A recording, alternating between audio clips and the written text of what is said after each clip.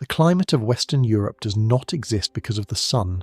It exists because of a current, a single, enormous, invisible current, 18 million cubic meters of water per second, carrying more energy than every power plant on Earth combined, running in a loop that has held the Northern Hemisphere's weather in place for thousands of years. That current is called the AMOC, and as of yesterday, we have confirmation that it is dying faster than any serious scientist believed. The probability of total collapse has jumped from 5% to over 50%. London's winters, India's monsoons, New York's sea level, all of it balancing on a system weaker than at any point in 1600 years. Now, the part that should terrify you is not the forecast, it is the precedent. 12,800 years ago, a lake broke open in North America and drained into the Atlantic. Within decades, Greenland dropped 10 degrees Celsius. Europe froze. Sea ice swallowed the North Atlantic. The event lasted 1,300 years, and it was triggered by one single pulse of fresh water from one single source. Now hold that number in your head, because here is the one that rhymes with it. 234 billion tons.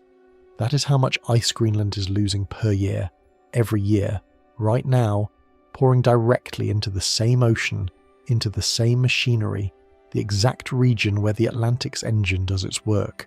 So the question tonight is not whether this has happened before, it has. The question is how close we already are to watching it happen again. Before we begin, if you genuinely enjoy what we do here at Project Nightwatch, hit like and subscribe so you do not miss a single update as this story develops. Drop a comment with where you're tuning in from, what time it is there, and tell me this. A peer-reviewed study just quietly doubled the projected collapse of the Atlantic circulation, and it turns out it did not even include the biggest destabilizing force on the planet, the Greenland ice sheet, so that means the real number is far worse than 51%. So does that mean the window we thought we had was never really there? What else is missing from the projections we trust? Let me know your thoughts in the comments. Now, let us get into it. Part 1. The Model Collapse. Yesterday, a group of researchers in France quietly published a paper that should have rewritten every headline on Earth. It didn't. Most people never heard about it.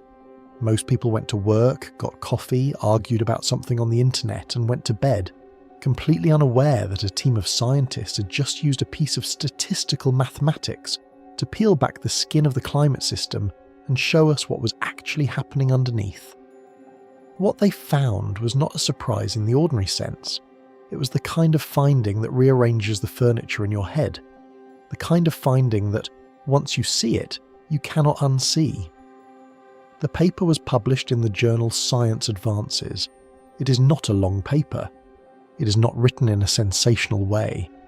But what it says when you strip away the statistical language is this.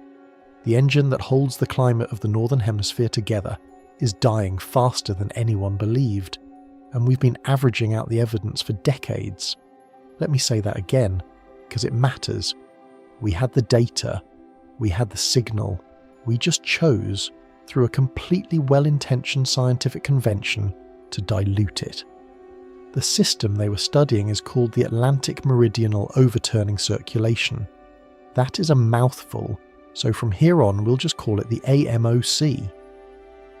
It is a colossal loop of moving water in the Atlantic Ocean, a kind of slow planetary conveyor belt that carries warm water north from the tropics, releases its heat into the atmosphere over the North Atlantic, then sinks into the cold depths and slides back south along the ocean floor. It is the reason London does not have the climate of Labrador. It is the reason the monsoon rains fall where they fall. It is the reason sea level along the eastern coast of the United States is where it is today, and not a metre higher. It moves 18 million cubic metres of water every second. It carries 1.3 petawatts of heat from the equator toward the pole. For context, all of human civilization, everything we burn and plug in and run, produces less than 1/50th of that power. The AMOC, in other words, is not a weather phenomenon. It is not a current in the way we usually think of ocean currents. It is a load-bearing wall in the structure of the planet's climate, and that wall is cracking. The team, working with observational data and climate models, applied a statistical technique called ridge regression. The name sounds intimidating. The idea is not. Imagine you have 20 climate models, all trying to predict what the AMOC will do by the year 2100. Some predict a small slowdown, some predict a moderate slowdown. A few, the ones labelled as outliers, predict a catastrophic slowdown. For decades, the standard scientific approach has been to average them all together. The good models, the mediocre models, the ones that don't quite match reality, all weighted equally. Everyone gets a vote. The final answer lands somewhere in the middle. This is how climate projections get built. This is how the numbers in the reports you've seen your whole life were generated. It is how we arrived at the comfortable, disturbing but not alarming estimate of a 32% AMOC slowdown by the end of the century, with an uncertainty range so wide it included essentially everything from nothing to disaster. Ridge regression does something different. Ridge regression asks a deceptively simple question. It asks which of these models actually matches what the ocean has already done. Which ones, when you run them over the last several decades, successfully reproduce the real observations, and then it weights them accordingly. The models that matched reality got pulled forward. The models that didn't got pushed back. The models previously dismissed as extreme, as outliers, as the pessimists in the room, turned out to be the ones most faithful to the actual salinity patterns of the South Atlantic, to the actual fingerprint of a weakening circulation. The consensus average, the comfortable middle, was not the truth. The outliers were. The new estimate after this reweighting is a 51% decline by 2100. 51% plus or minus 8. That is not a small revision. That is not a minor correction. That is the scientific equivalent of looking at an X-ray and realizing what you thought was a shadow is actually a fracture running the length of the bone. Stefan Rahmstorf, who has studied ocean circulation for 35 years and whose name appears on half the foundational papers in this field, read the study and said, the probability of total AMOC collapse has gone from around 5% to more than 50%, from a remote possibility to a coin flip. And he said the moment when collapse becomes inevitable, the tipping point no amount of future action could reverse, could be passed in the middle of this century. That is 24 years from now. That is a person born today reaching adulthood inside a climate system that has already made its decision. What is strange, scientifically strange, about this finding is not just that the number got worse. It is that the uncertainty shrank. When you introduce a new method in science, when you refine your tools, the usual result is that the range of possible answers expands. You see more complexity. You acknowledge more unknowns. Uncertainty almost always gets bigger before it gets smaller. What happened here was the opposite. By filtering out the models that didn't track reality, the spread collapsed. The projections tightened. The answer sharpened. And it sharpened toward the worst-case end of the previous range. That is not a routine scientific update. That is the signal of a system that has been undermodelled for decades, a signal that was there all along, disguised by the democratic politeness of the ensemble average. We didn't miss the signal, we diluted it. This is a very uncomfortable idea. It suggests that the structure of the scientific consensus, not the data itself, produced an optimistic bias. The models that were right were outvoted. The models that were wrong, but in a comforting direction, got to pull the middle with them, and the middle is what ended up in the reports, in the headlines, in the policy documents, in the speeches. The middle is what the world planned around. There is something else you need to know before we go any further. The study, as rigorous as it is, has a gap, a hole right in the centre of it. The climate models used in this analysis do not include meltwater from the Greenland ice sheet. They don't model what happens when 234 billion tonnes of fresh water per year pour directly into the exact region where the AMOC's pump operates. They don't model it because the coupling between ice sheets and ocean circulation is still one of the most difficult problems in climate science, and most of the model ensembles were built with simplified versions of it, or none at all. What that means is that 51% decline, that coin flip probability of collapse, that 24-year window to a tipping point, all of it is calculated without the single largest destabilizing force currently acting on the system. The real number is worse. We just don't know exactly how much worse. Hold that thought. Because before we can understand what collapse actually looks like, we have to understand how the scientific community found itself in the position of averaging away its own warning signal. Part 2. The hidden assumption in climate science. For most of the last 40 years, climate science has had a problem that is easy to describe and hard to solve. The problem is that you cannot run an experiment on Earth. You cannot make a second planet, tweak the carbon dioxide and see what happens. The only way to project the future climate is to build mathematical models, run them on supercomputers, and trust that the equations inside them capture enough of reality to produce a meaningful answer.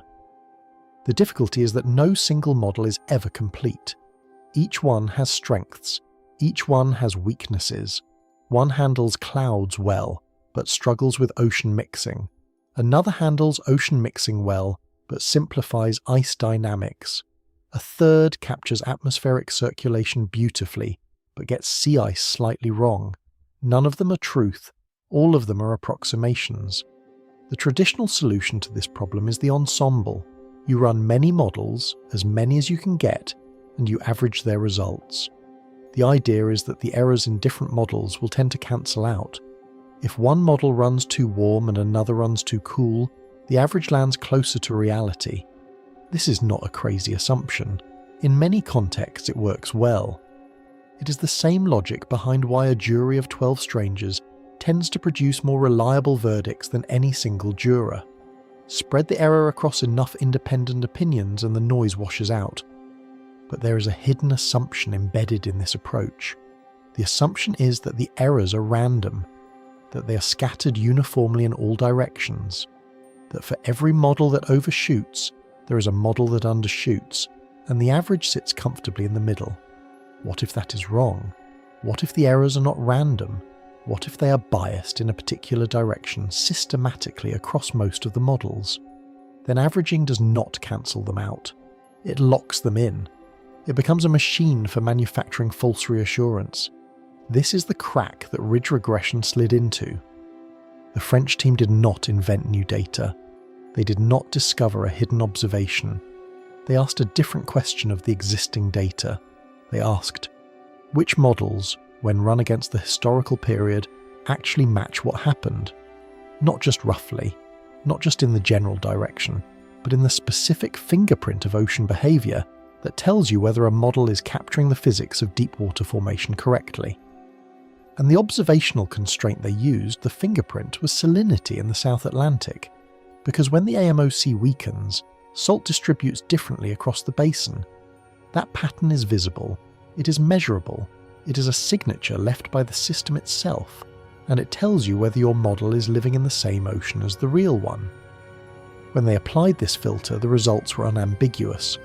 The models that predicted the mildest slowdowns also predicted salinity patterns that did not match observations. They were, in a precise statistical sense, wrong. Not wrong in the sense of being worthless, but wrong in the specific behaviour relevant to this system. The models that predicted the steepest slowdowns, the ones that had been sitting at the pessimistic tail of every ensemble for years, reproduced the observed salinity patterns with striking accuracy. They were right, and what they were saying, had anyone been listening only to them, was that the AMOC was weakening dangerously fast. Think about what this implies, not just for the AMOC but for climate science as a whole. For decades, the ensemble mean approach has been the default way of producing projections. It has been the basis of the Intergovernmental Panel on Climate Change reports.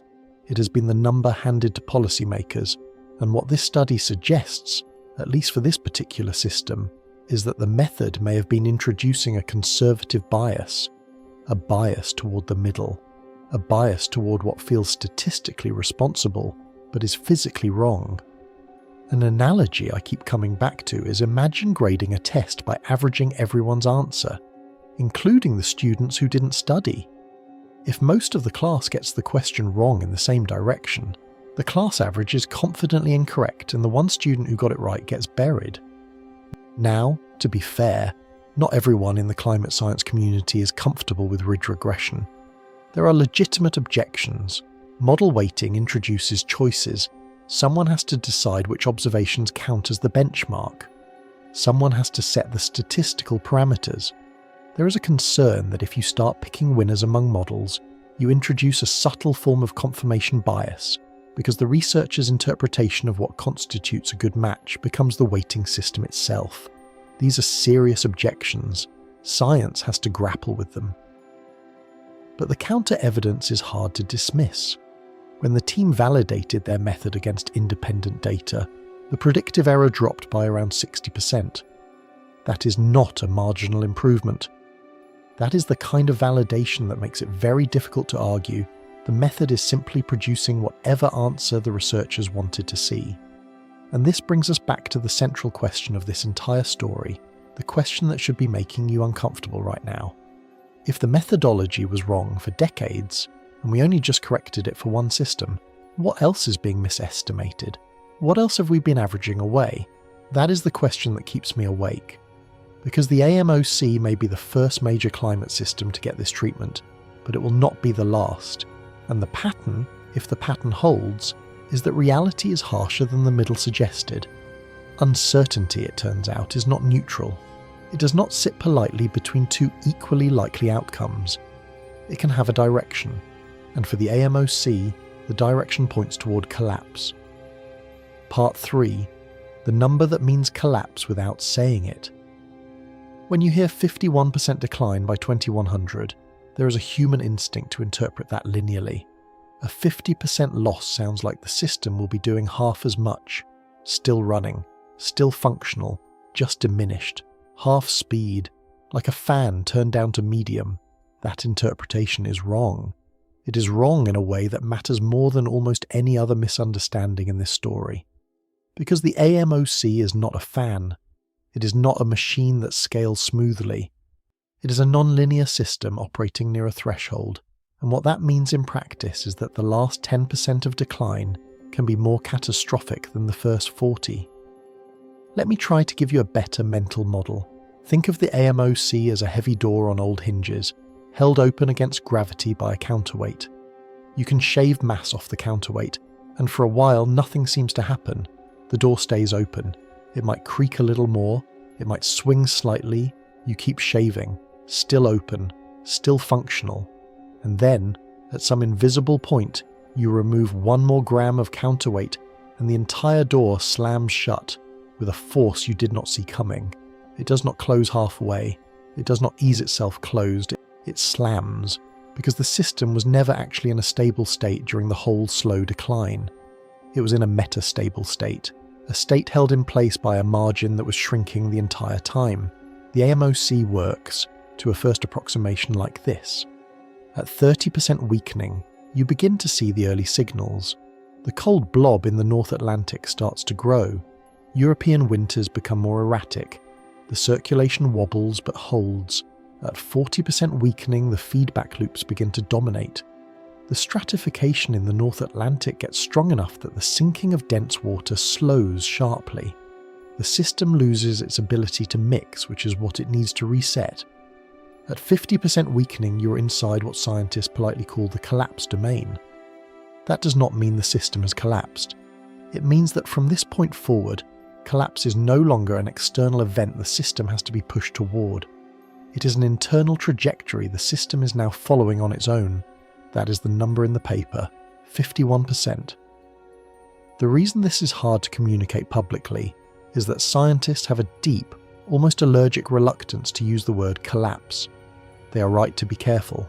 Collapse, in the popular imagination, conjures images of sudden catastrophe, of the Atlantic draining away, of instant climate apocalypse. That is not what happens. What happens is more subtle and in a way more disturbing. The system does not break. It reorganizes. It moves from one stable state, the one our civilization was built around, to another stable state, one we have never experienced, and that will not support the patterns of rainfall, temperature, and coastal stability we depend on. The word for that, in dynamical systems theory, is a regime shift. The word for it in ordinary language is collapse, even if the scientists do not want to say it out loud. There is a concept that helps here: functional collapse before structural collapse. A bridge can fail functionally long before it actually falls. The moment you can no longer safely drive trucks across it, the bridge has collapsed, in the only sense that matters for the people who rely on it. You do not need to wait for the span to hit the water. You only need to wait until the bridge cannot do its job. The AMOC is the same. If it cannot transport enough heat north to sustain the climate patterns of the northern hemisphere, then for us, functionally, the system has collapsed. Whether a trickle of water still slides along the seafloor is immaterial. The service is gone. The physical mechanism underneath all this is, in its essence, beautifully simple. Warm surface water flows north from the tropics. As it moves, it releases heat to the atmosphere. By the time it reaches the North Atlantic, it has cooled significantly. Cold water is denser than warm water. Salty water is denser than fresh water. This particular water is both cold and salty, and so it sinks. It sinks kilometers deep into the abyss, and then it begins a long, slow journey southward along the ocean floor, displacing more warm water into the north, which then cools, sinks, and continues the loop. That is the AMOC in one breath. A thermal and saline conveyor powered entirely by the density of water. What can break it? Two things: make the surface water too warm so it doesn't cool enough to sink, or make it too fresh so it isn't dense enough to sink even when it does cool. Either of these, pushed hard enough, weakens the circulation. Push them simultaneously, which is what is happening right now, and you accelerate the weakening. Stratification increases, meaning the warm fresh water stays on the surface like oil on vinegar, and the vertical mixing that drives the system dies back. Once mixing dies, the whole loop dies, and this is a feedback loop, which is the critical word here. Weaker circulation means less heat transported north. Less heat transported north means more stratification in the North Atlantic, because the surface isn't cooling as efficiently. More stratification means even weaker circulation. The system accelerates its own decline, which is exactly the property that makes nonlinear systems fail, suddenly after long periods of slow drift. What does this mean for our timeline? It means that time is not linear either. It means that the next 10% of AMOC weakening may arrive 3 times faster than the previous 10%. It means that the curve we're on is not a straight line but a bend, and the bend is getting steeper. The 51% projection for 2100 assumes, in large part, conditions that do not fully capture the acceleration we're already seeing. The real trajectory is probably worse, and the real timeline is probably shorter, which is a sentence I did not want to have to write, but there it is. We may already be inside what I think of as the danger curvature zone, the part of the curve where small changes produce very large consequences, the part of the curve where the system is no longer drifting but falling. And all of this, every bit of it, is before we account for the one thing the study did not include. Part 4. The missing variable that breaks the study. There is a moment in every scientific investigation where the honest researcher has to stop and acknowledge the limits of their work. What did they measure? What did they not measure? What did they leave out? Not out of laziness, but because the instruments or the models could not yet accommodate it. For the French team, that moment lives in a single missing variable: Greenland, the Greenland ice sheet. 2.8 million square kilometers of frozen water piled into an island in the North Atlantic, melting into the exact region where the AMOC's northern pump operates. Greenland is losing, right now, roughly 234 billion tons of ice per year. That is the average from the most recent observational studies. It is 7 times faster than the rate in the 1980s. The acceleration is not linear either. It is compounding, and every one of those tons, when it melts, becomes fresh water. Fresh water that has to go somewhere, and the somewhere it goes is the North Atlantic, into the convection zones of the Labrador Sea and the waters east of Greenland, which is to say, directly into the machinery of the AMOC. Now recall what we said about the mechanism. The AMOC works because surface water in the North Atlantic becomes dense enough to sink. Density comes from temperature and salinity. Add fresh water to the surface and you reduce salinity.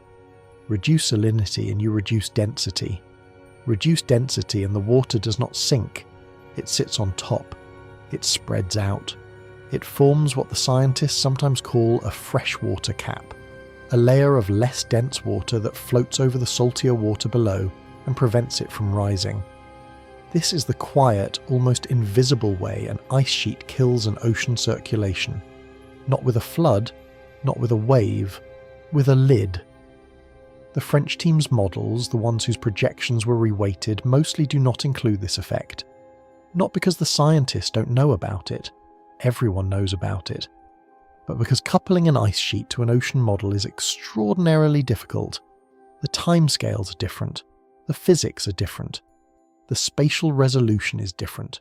You end up either running two separate models and gluing the results together, which is crude, or you build a fully coupled system, which takes years and enormous computing resources.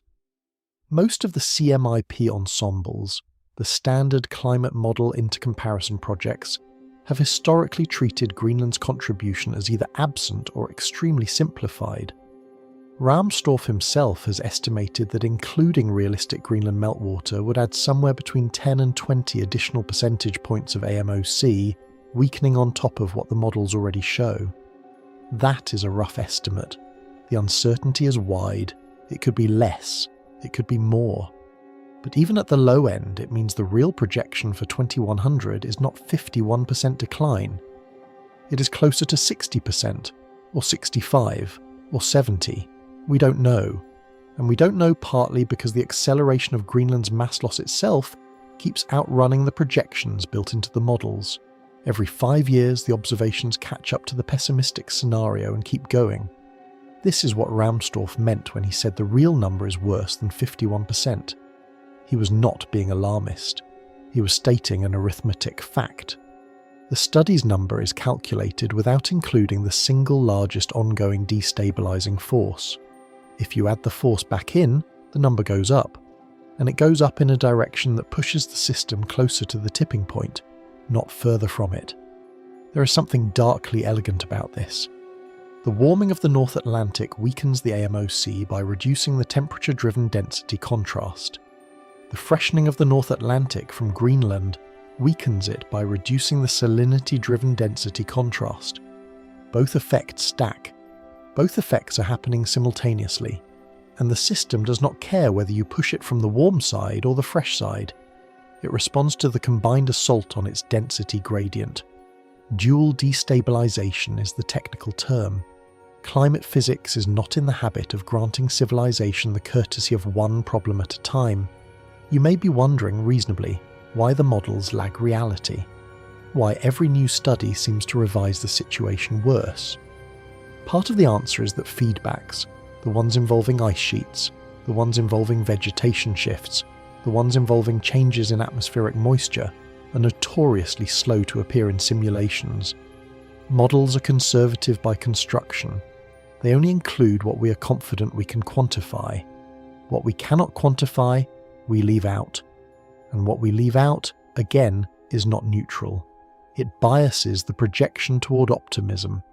Because the things we are leaving out are almost all things that, if included, would make the picture worse. Greenland is just one example. There are others. Antarctic ice shelf behaviour, permafrost methane release, Amazon forest dieback. Each of these is a known destabilising force.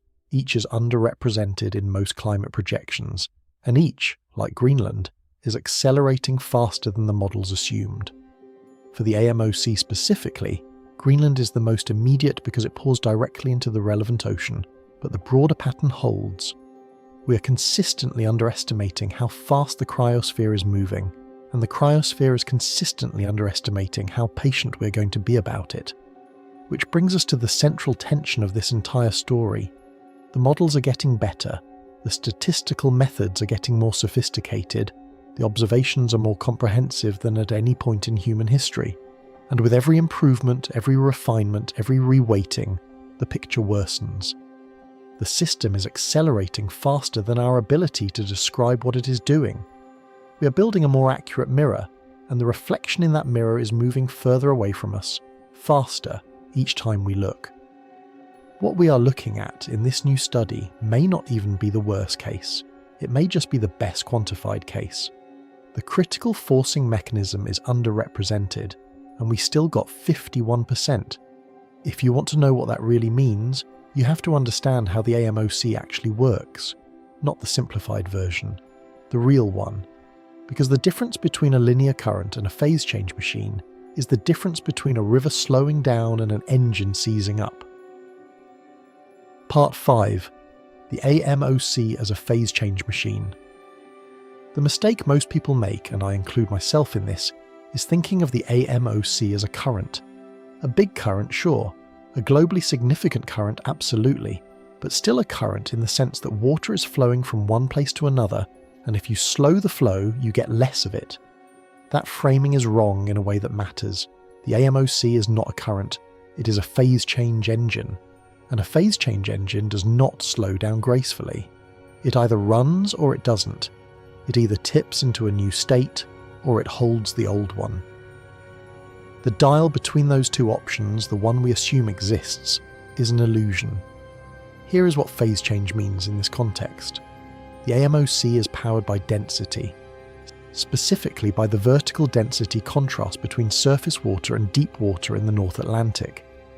When surface water becomes dense enough, colder, saltier, it sinks. Sinking is the pump. Sinking is what drives the entire loop. Without sinking, the conveyor stops. And sinking is not a smooth function of density. It is a threshold behaviour. Water does not sink a little more when it gets a little denser. It sinks or it doesn't, based on whether its density exceeds the water immediately below it. Once it crosses that threshold, it drops kilometres into the abyss in a matter of days.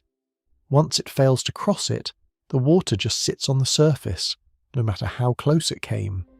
This is why salinity matters so obsessively in AMOC science. A tiny change in the salt content of North Atlantic surface water can be the difference between a water parcel that sinks and one that doesn't. The margin between the system runs and the system fails is, physically, the density difference between water that is 0.1% saltier or fresher than the water below it. 0.1%. That is the margin. That is what Greenland is eating into year after year, ton after ton, with its fresh meltwater pouring into the convection zones. The formation regions are specific. The Labrador Sea, between Greenland and Canada, the Nordic Seas, north and east of Iceland. These are where the water sinks. This is where the pump is. If you could somehow visualize the AMOC in 3 dimensions, you would see a vast loop, but you would see it powered by a relatively small number of sinking zones in the north, almost like blowholes in reverse. Destroy the capacity of those zones to sink water, and the rest of the circulation stalls, no matter what is happening elsewhere. The AMOC is not a distributed system. It has pressure points, and those pressure points are exactly where the fresh water from Greenland is arriving. To understand why this is a phase transition, compare it to water boiling. Below 100 degrees Celsius, water is a liquid. Add heat and it gets warmer but remains a liquid. At exactly 100 degrees it transitions to vapour, not gradually but categorically. Below the threshold, one state. Above the threshold, another state. The transition is not proportional to the heat added. The transition is discrete. Dynamical systems theorists call this a bifurcation, a point where small changes in the input produce categorically different outputs. The AMOC has bifurcation points, at least one of them, possibly more, and the slowdown we are witnessing, the 51% figure, is not a proportional weakening. It is a walk toward a bifurcation. Which means the question is not how fast the AMOC is slowing. The question is how close it is to the nearest bifurcation, and that question is much, much harder to answer. What makes systems like this so treacherous, so dangerous to the people who depend on them, is that they show no warning that the threshold is near. From the outside, the system looks like it is doing its job. Heat is being transported, Europe is warm, rain is falling, the conveyor is turning, maybe a little slower each year, but turning, up until the moment it isn't. And once it isn't, the system does not drift back. It settles into its new state, and the new state is structurally different. Different heat distribution, different stratification, different rainfall patterns, different sea levels, different weather. This is why, when we talk about AMOC collapse, we're not talking about a gradual decline of a useful current. We're talking about a phase transition in the planet's climate system. And phase transitions do not negotiate, they do not compromise, they do not leave you at a partial state indefinitely, they flip. And the flip, when it comes, takes the civilization that built itself around the old state and drops it into a new one, with no instruction manual and no opportunity to consult with the system beforehand. The central thread of this entire story, the reason we keep returning to that 51% figure, is this. The AMOC is not a dial. It is a switch with very long wires. We are watching the wires heat up. We are not yet watching the switch flip, but we're almost certainly closer to it than any model has told us. And one of the reasons we can say that with confidence is that the switch has an external tell, a surface signature, a place where the deep behaviour of the system leaks upward into the world of satellites and weather stations. That tell has a name. Part 6. The cold blob as a leave diagnostic. If you look at a map of global ocean surface temperature trends over the last century, almost every patch of water on Earth is warming. The Mediterranean, the South Pacific, the Indian Ocean, the Gulf of Mexico. Red, red, red, everywhere you look. But there is one persistent exception. One cold patch of blue in an otherwise heating sea. It sits south of Greenland, in the North Atlantic, right in the region where the AMOC's sinking zones operate. It is the only place on the planet where the ocean is getting consistently colder as the rest of the world heats up. Scientists call it the cold blob. It is not subtle. It shows up in multiple independent datasets. It has been there for decades, and it is getting more pronounced, not less. This is not a quirk. This is a fingerprint. Think about what this cold blob means. It means that in a warming world, in a world where every other patch of ocean is absorbing heat faster than it can release it, this one region is losing its ability to receive warmth, and losing it specifically because the current that delivers that warmth, the AMOC, is weakening. The tropics are getting hotter, the Arctic is getting hotter, but the water in between them, the water the AMOC is supposed to be transporting, is cooling. That cooling is not coming from the air, it is coming from the ocean circulation itself. Less warm water arriving means less heat available to be released. The cold blob is, in effect, the surface bruise of a deep internal injury. There are other explanations, and honest science demands we hear them. Some researchers argue the cold blob is part of natural variability, that it is an oscillation, a phase of a longer cycle, and that attributing it to AMOC weakening is premature. There is a grain of truth here. The North Atlantic does have natural modes of variability. The Atlantic multi-decadal oscillation is real. Not every cool patch is a sign of systemic collapse.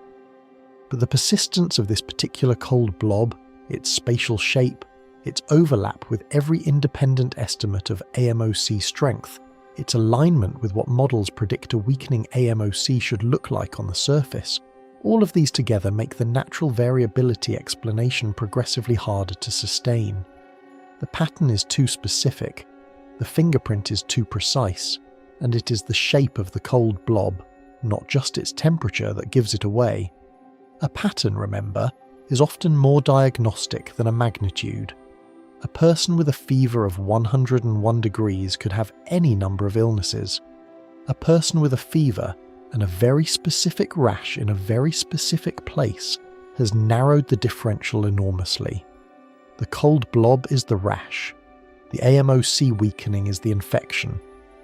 And this is where we return necessarily to the 51% figure, because the cold blob tells us something the models, even the reweighted ones, can only approximate. The cold blob tells us the weakening is already happening in the real ocean, in the real water, observable from space. We are not speculating about a future slowdown. We are watching its shadow in present time, in the form of a blue patch that should not exist in a world this warm. The blob is the live diagnostic. It is the system showing us, in temperature data anyone can download, that the conveyor is not carrying as much heat as it used to. For storytelling purposes, the cold blob is also the easiest thing to show on a map.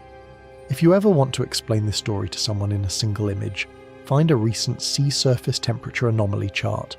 Show them the red covering most of the planet, then show them the pale blue patch south of Greenland. Ask them what they think that is. The answer is written there in the water plainly, and it has been getting plainer every year. The conveyor is slowing, the heat is not arriving, and the only question that remains is how much of the slowdown we are already past and how much still lies ahead. The AMOC is the central thread. The cold blob is the thread showing through the fabric. And if a single forcing could explain most of what the blob is doing, what would that forcing be? Part 7. Freshwater Forcing, the Kill Switch. There is a class of climate model experiment known, somewhat grimly, as hosing. The name is literal. Researchers run a simulation, and at a certain point they simulate dumping a large volume of fresh water into the North Atlantic. As if someone took a cosmic hose and pointed it at the convection zones. They vary the volume, they vary the duration, they measure what the AMOC does in response. These experiments have been run dozens of times by different groups, with different models. The results are remarkably consistent, and they are deeply sobering. Across the hosing experiments, roughly half of the observed AMOC collapse behaviour is driven directly by the freshwater input. The pump gets flooded. The density gradient weakens. The sinking slows. That part you would expect.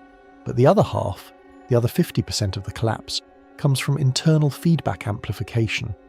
The system, once pushed past a certain point, begins to accelerate its own weakening through the feedback loops we discussed earlier. The initial freshwater pulse is not solely responsible. The system finishes the job itself. Once the ball is rolling, gravity takes over. This is the kill switch geometry of the AMOC. You do not need to push the system all the way to collapse. You only need to push it past the threshold where its own internal dynamics take over. Beyond that threshold, the system collapses itself, using the momentum of feedbacks that were latent, waiting, not yet active because the system had not crossed into the regime where they dominated. Cross into that regime, and the feedbacks switch on, and the decline accelerates even if the external forcing slows down. The forcing, crucially, does not need to be extreme. It does not need to be a single catastrophic flood. It just needs to be persistent, continuous. A steady trickle, applied for long enough, is more dangerous than a violent shock followed by recovery. Because a shock gives the system a chance to reset. A continuous forcing denies it that chance. The stratification just keeps strengthening. The sinking just keeps slowing. There is never a winter where the system fully recovers, never a year where the density gradient is restored. The losses compound. Now think about what is actually happening in the real North Atlantic right now. Greenland is melting, continuously.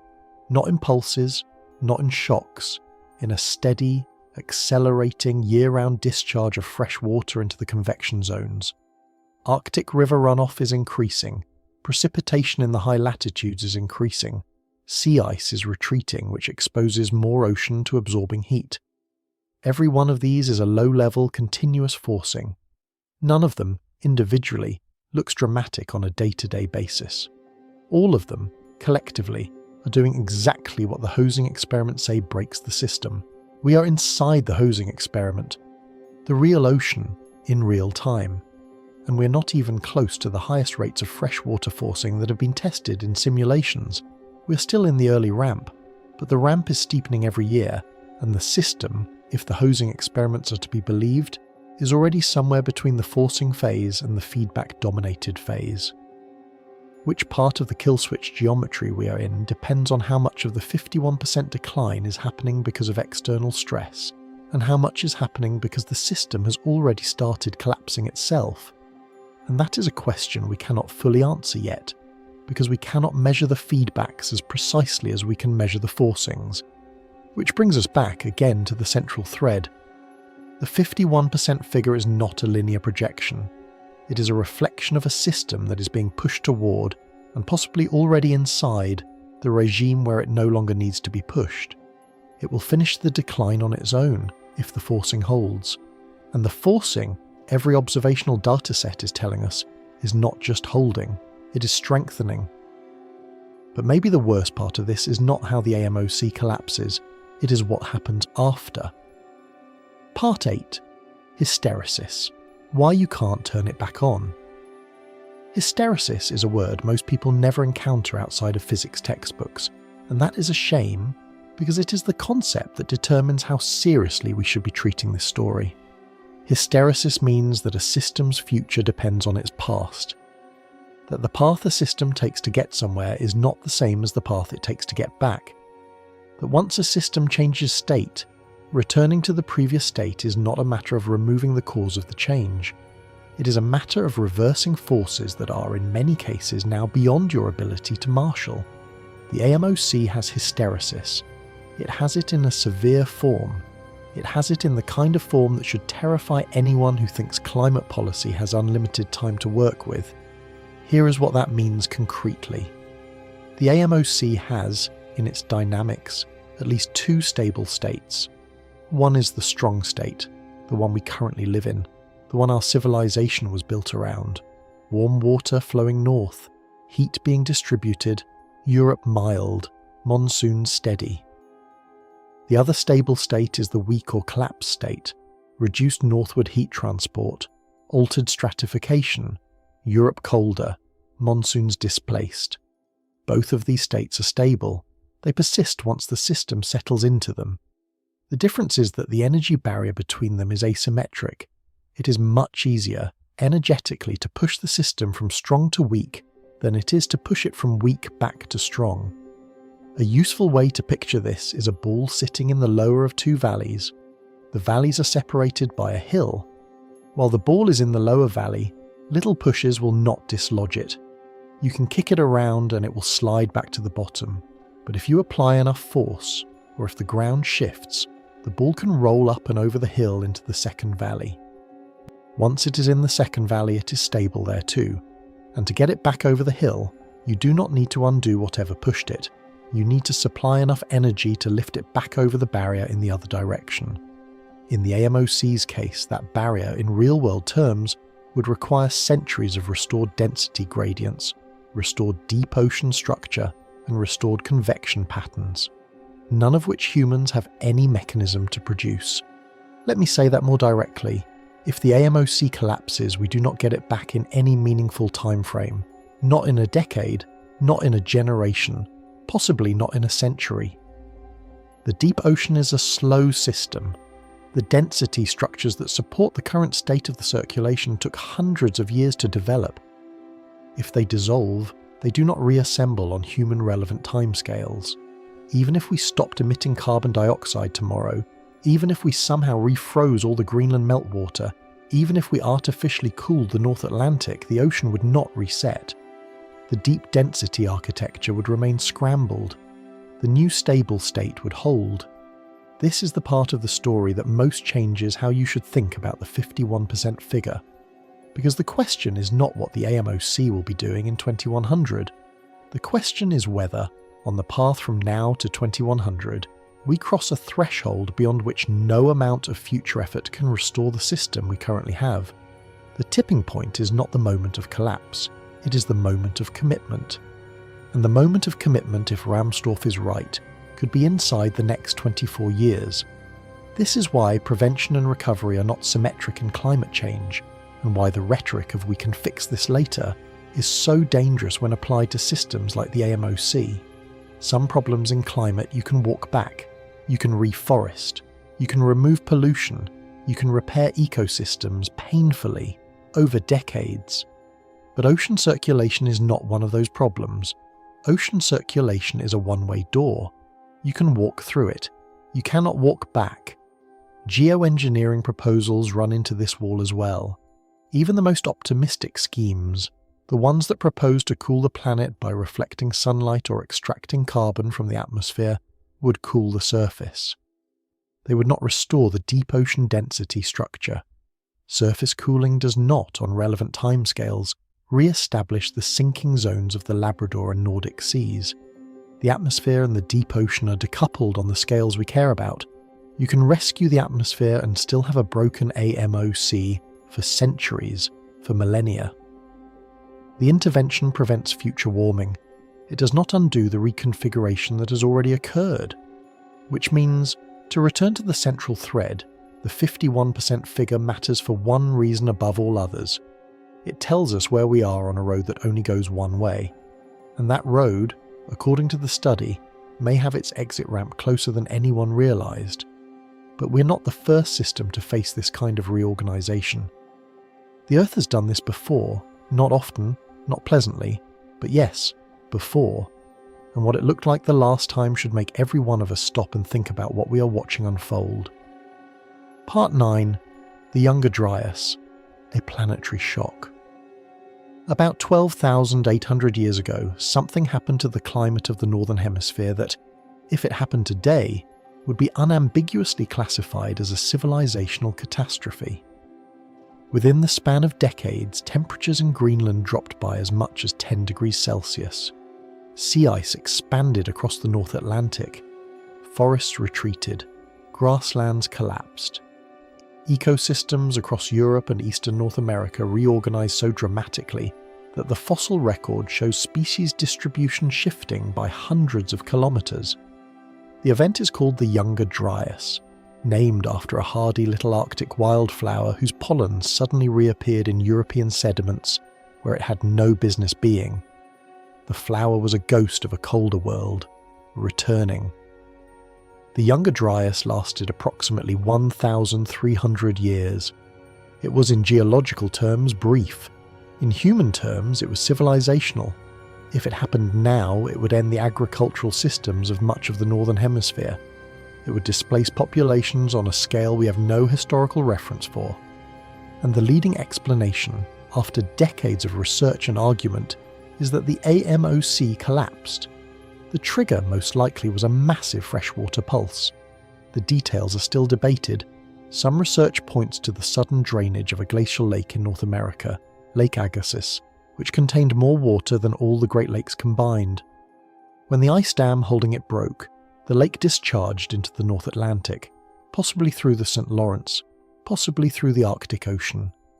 Other research points to a meteor impact, or to multiple pulses from different sources.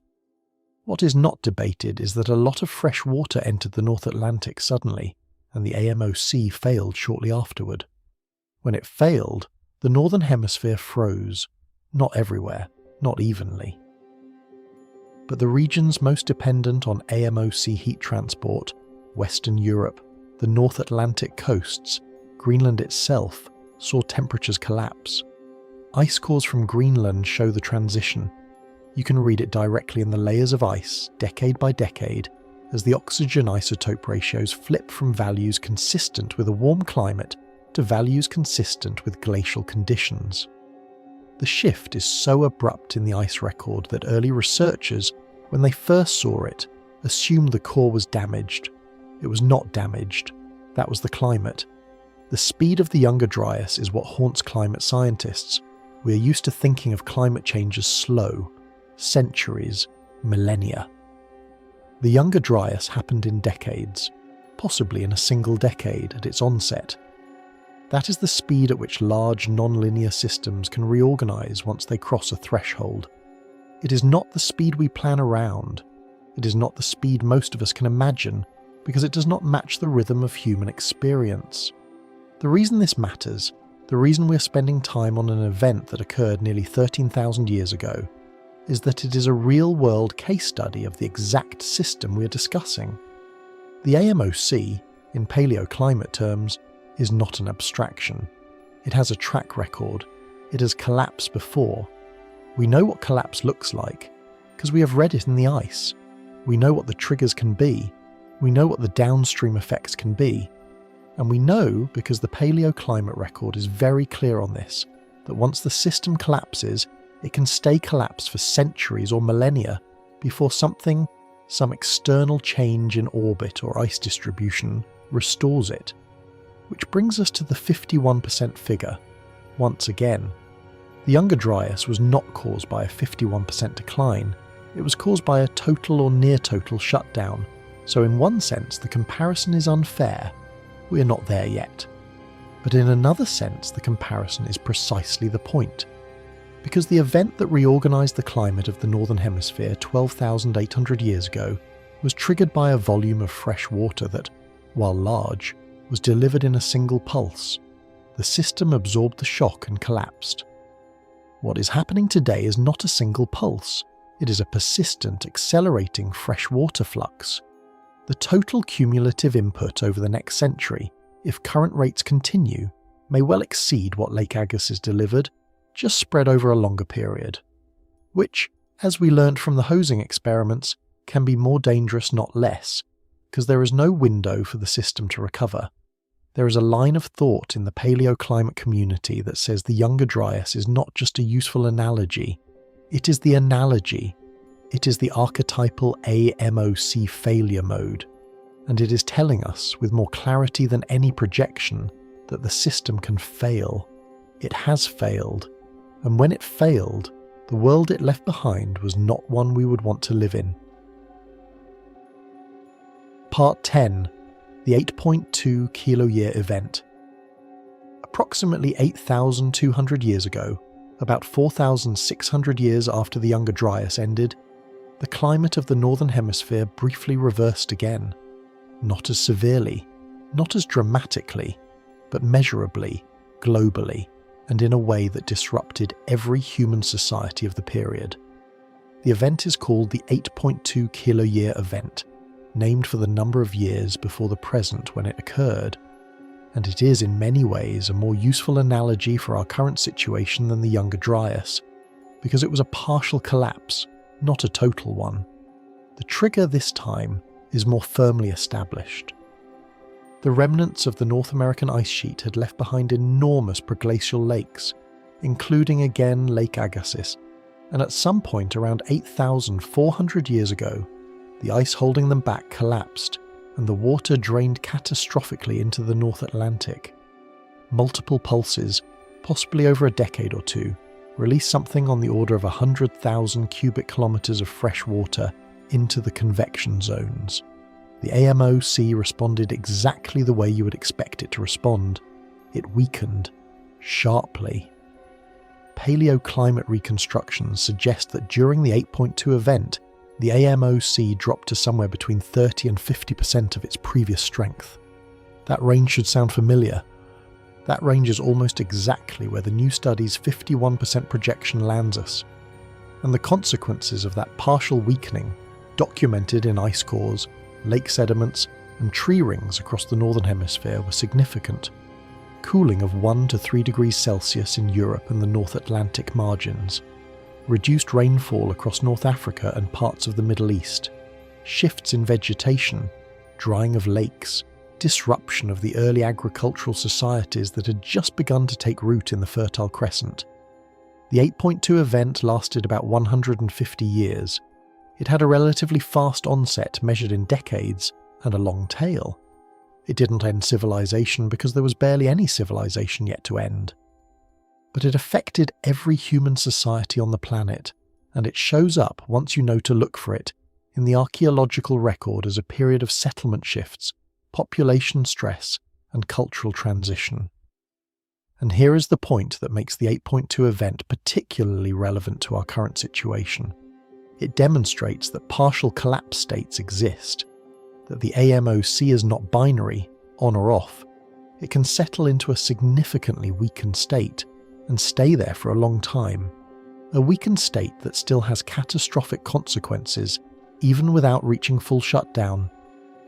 If we look at the new study's projections, 51% decline by 2100, we're looking at a potential return to something comparable to the 8.2 event, at least in terms of AMO sea strength. Possibly worse, depending on how Greenland's unaccounted contribution plays out. The difference is that in 8,200 years before the present, there were perhaps 5 million humans on the entire planet, living as hunter-gatherers or very early farmers, scattered across landscapes with enormous resource margins. Today, there are 8 billion of us, concentrated in cities, dependent on global supply chains, stacked on top of infrastructure built for a stable climate. A partial AMO sea collapse in that context is not a 150-year inconvenience. It is a civilizational stress test that we have not prepared for. The 8.2 event tells us the AMOC can sit in a weakened state. The 51% figure tells us we may be approaching that state within a human lifetime, and the difference between 8,200 years before the present and now is not in the physics of the ocean. It is in what depends on the ocean. Everything depends on it now. Everything we have built, everything we eat, everything we ship, everything we plan around. The system's precedent is clear. What is different is who is watching. Part 11. Heinrich Events and Preconditioning. There is a third class of paleoclimate event that deserves attention in this story because it teaches us something slightly different. It is not about what happens when the AMOC collapses. It is about what happens before it collapses, how the system behaves in the lead up to failure, whether there are warning signs, whether the collapse is sudden in the true sense, or whether it is the endpoint of a long, quiet preconditioning phase. The events are called Heinrich events, named after the German marine geologist who first identified them in ocean sediment cores. They occurred during the last ice age, roughly every 5 to 10,000 years, and they involved massive surges of icebergs from the North American ice sheet into the North Atlantic. These icebergs carried rocks and debris that they had scraped up from the land during their journey to the sea. When the icebergs melted, they dropped that debris onto the sea floor, leaving layers of what geologists call ice-rafted debris embedded in the sediment. Those layers are readable, they are datable, they are unambiguous evidence of large-scale ice discharge events. The significance of Heinrich events for our discussion is twofold. First, they were associated with substantial weakening of the AMOC, because the influx of fresh water from melting icebergs did what fresh water always does to the system. Second, and more importantly, the evidence suggests that AMOC weakening often began before the iceberg discharges, not after. In other words, something was already happening inside the ocean, some internal destabilization that preceded the visible trigger events. The collapses looked sudden in the sediment record, but they were actually the culmination of a slow preconditioning phase that lasted centuries. This is consistent with everything we know about how nonlinear systems behave near thresholds. The surface appears stable, the internal state is drifting. The drift is invisible or nearly so until it crosses a point of no return, after which a relatively small external trigger is enough to push the system over the edge. What the Heinrich record shows is that when we finally see an AMOC collapse, we're usually seeing the end of a process that has been underway for a long time. The collapse is the punctuation mark at the end of a long sentence, which raises a question that I think should keep everyone reading this awake at night. Are we currently in the preconditioning phase? Have we already been in it for decades, without knowing? Is the observed AMOC weakening since the mid-20th century the modern analogue of the Heinrich preconditioning, a slow drift toward a threshold that will, when it is crossed, look sudden from outside? The paleoclimate record, unfortunately, is not sharp enough in its time resolution to give us a clean answer to that question. The ocean's memory is long, but it is not that clean. We cannot read, from sediment cores, whether the system is 200 years from collapse or 20 years from collapse. What we can read is that the pattern of a long preconditioning phase followed by rapid transition is real, recurring, and consistent with what we are seeing in the present. And that brings us back, for the third act's final return to the central thread, to the 51% figure. If the preconditioning pattern holds, then what the new study is showing us is not a prediction of future weakening. It is a measurement of where the preconditioning is. It is a readout of how far along the system is on its path to the transition.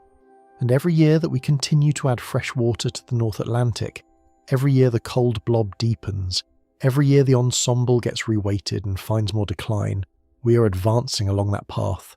The past tells us this can happen. The past tells us when it happens fast. And the past tells us that by the time we see the event itself, the real work of the collapse was done silently in the decades before. Which, if you pay attention to it, tells you almost everything you need to know about the situation we are in right now. Part 12. The ocean is already outside historical bounds. 2 days ago, global sea surface temperatures hit a new all-time high for April 14th. Not a record for the decade, not a record for the century, an all-time record for that calendar day in the entire observational record. This has been happening in one form or another with unsettling regularity for the last 3 years. Every few weeks, another record falls. The oceans are absorbing heat at a rate that exceeds every projection and every historical precedent. And they are doing it while the AMOC, the system that redistributes that heat, is already weakening. There is a phrase that keeps appearing in recent climate science papers. The ocean is outside its historical range. It is not a poetic phrase, it is a technical one. It means that the ocean, as a physical system, is operating at temperatures and heat contents that exceed anything in the calibration data used to build climate models. The models, including the ones in the new study, were developed and tuned against observations from a cooler ocean. They were never validated in the regime we are now in, which means that when they project AMOC behaviour for the coming decades, they're extrapolating beyond the domain where their accuracy has been tested. 51% may in fact be an underestimate for that reason alone. A marine heat wave currently stretches for roughly 5,000 miles across the Pacific, from Micronesia to California. It is visible from orbit. It is the kind of event that 15 years ago would have dominated science news for weeks. Today, it is one of several simultaneous marine heat waves, and most people will never hear about it. We have normalized the unprecedented. The baseline is shifting faster than our capacity to register the shift. What does this have to do with the AMOC? Everything. The AMOC is sensitive to the temperature of the water entering its convection zones. If the water is warmer, it has to cool more before it can become dense enough to sink. In a warmer baseline, the efficiency of the pump decreases.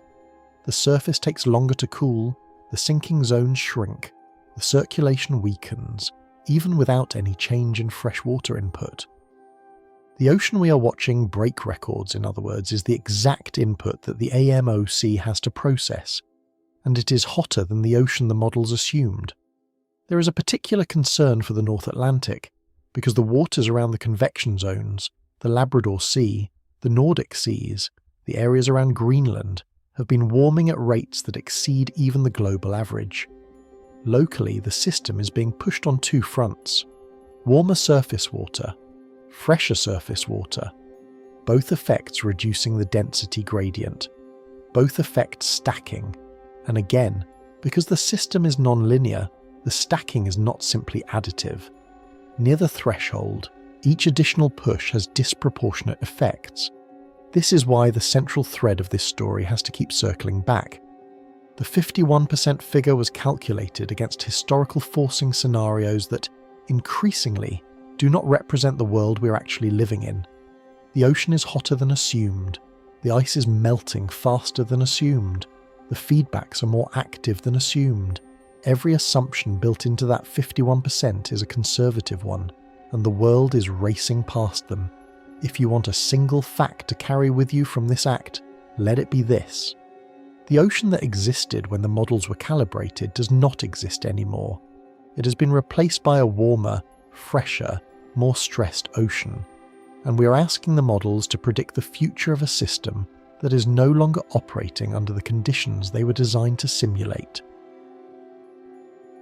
Part 13. The scale problem.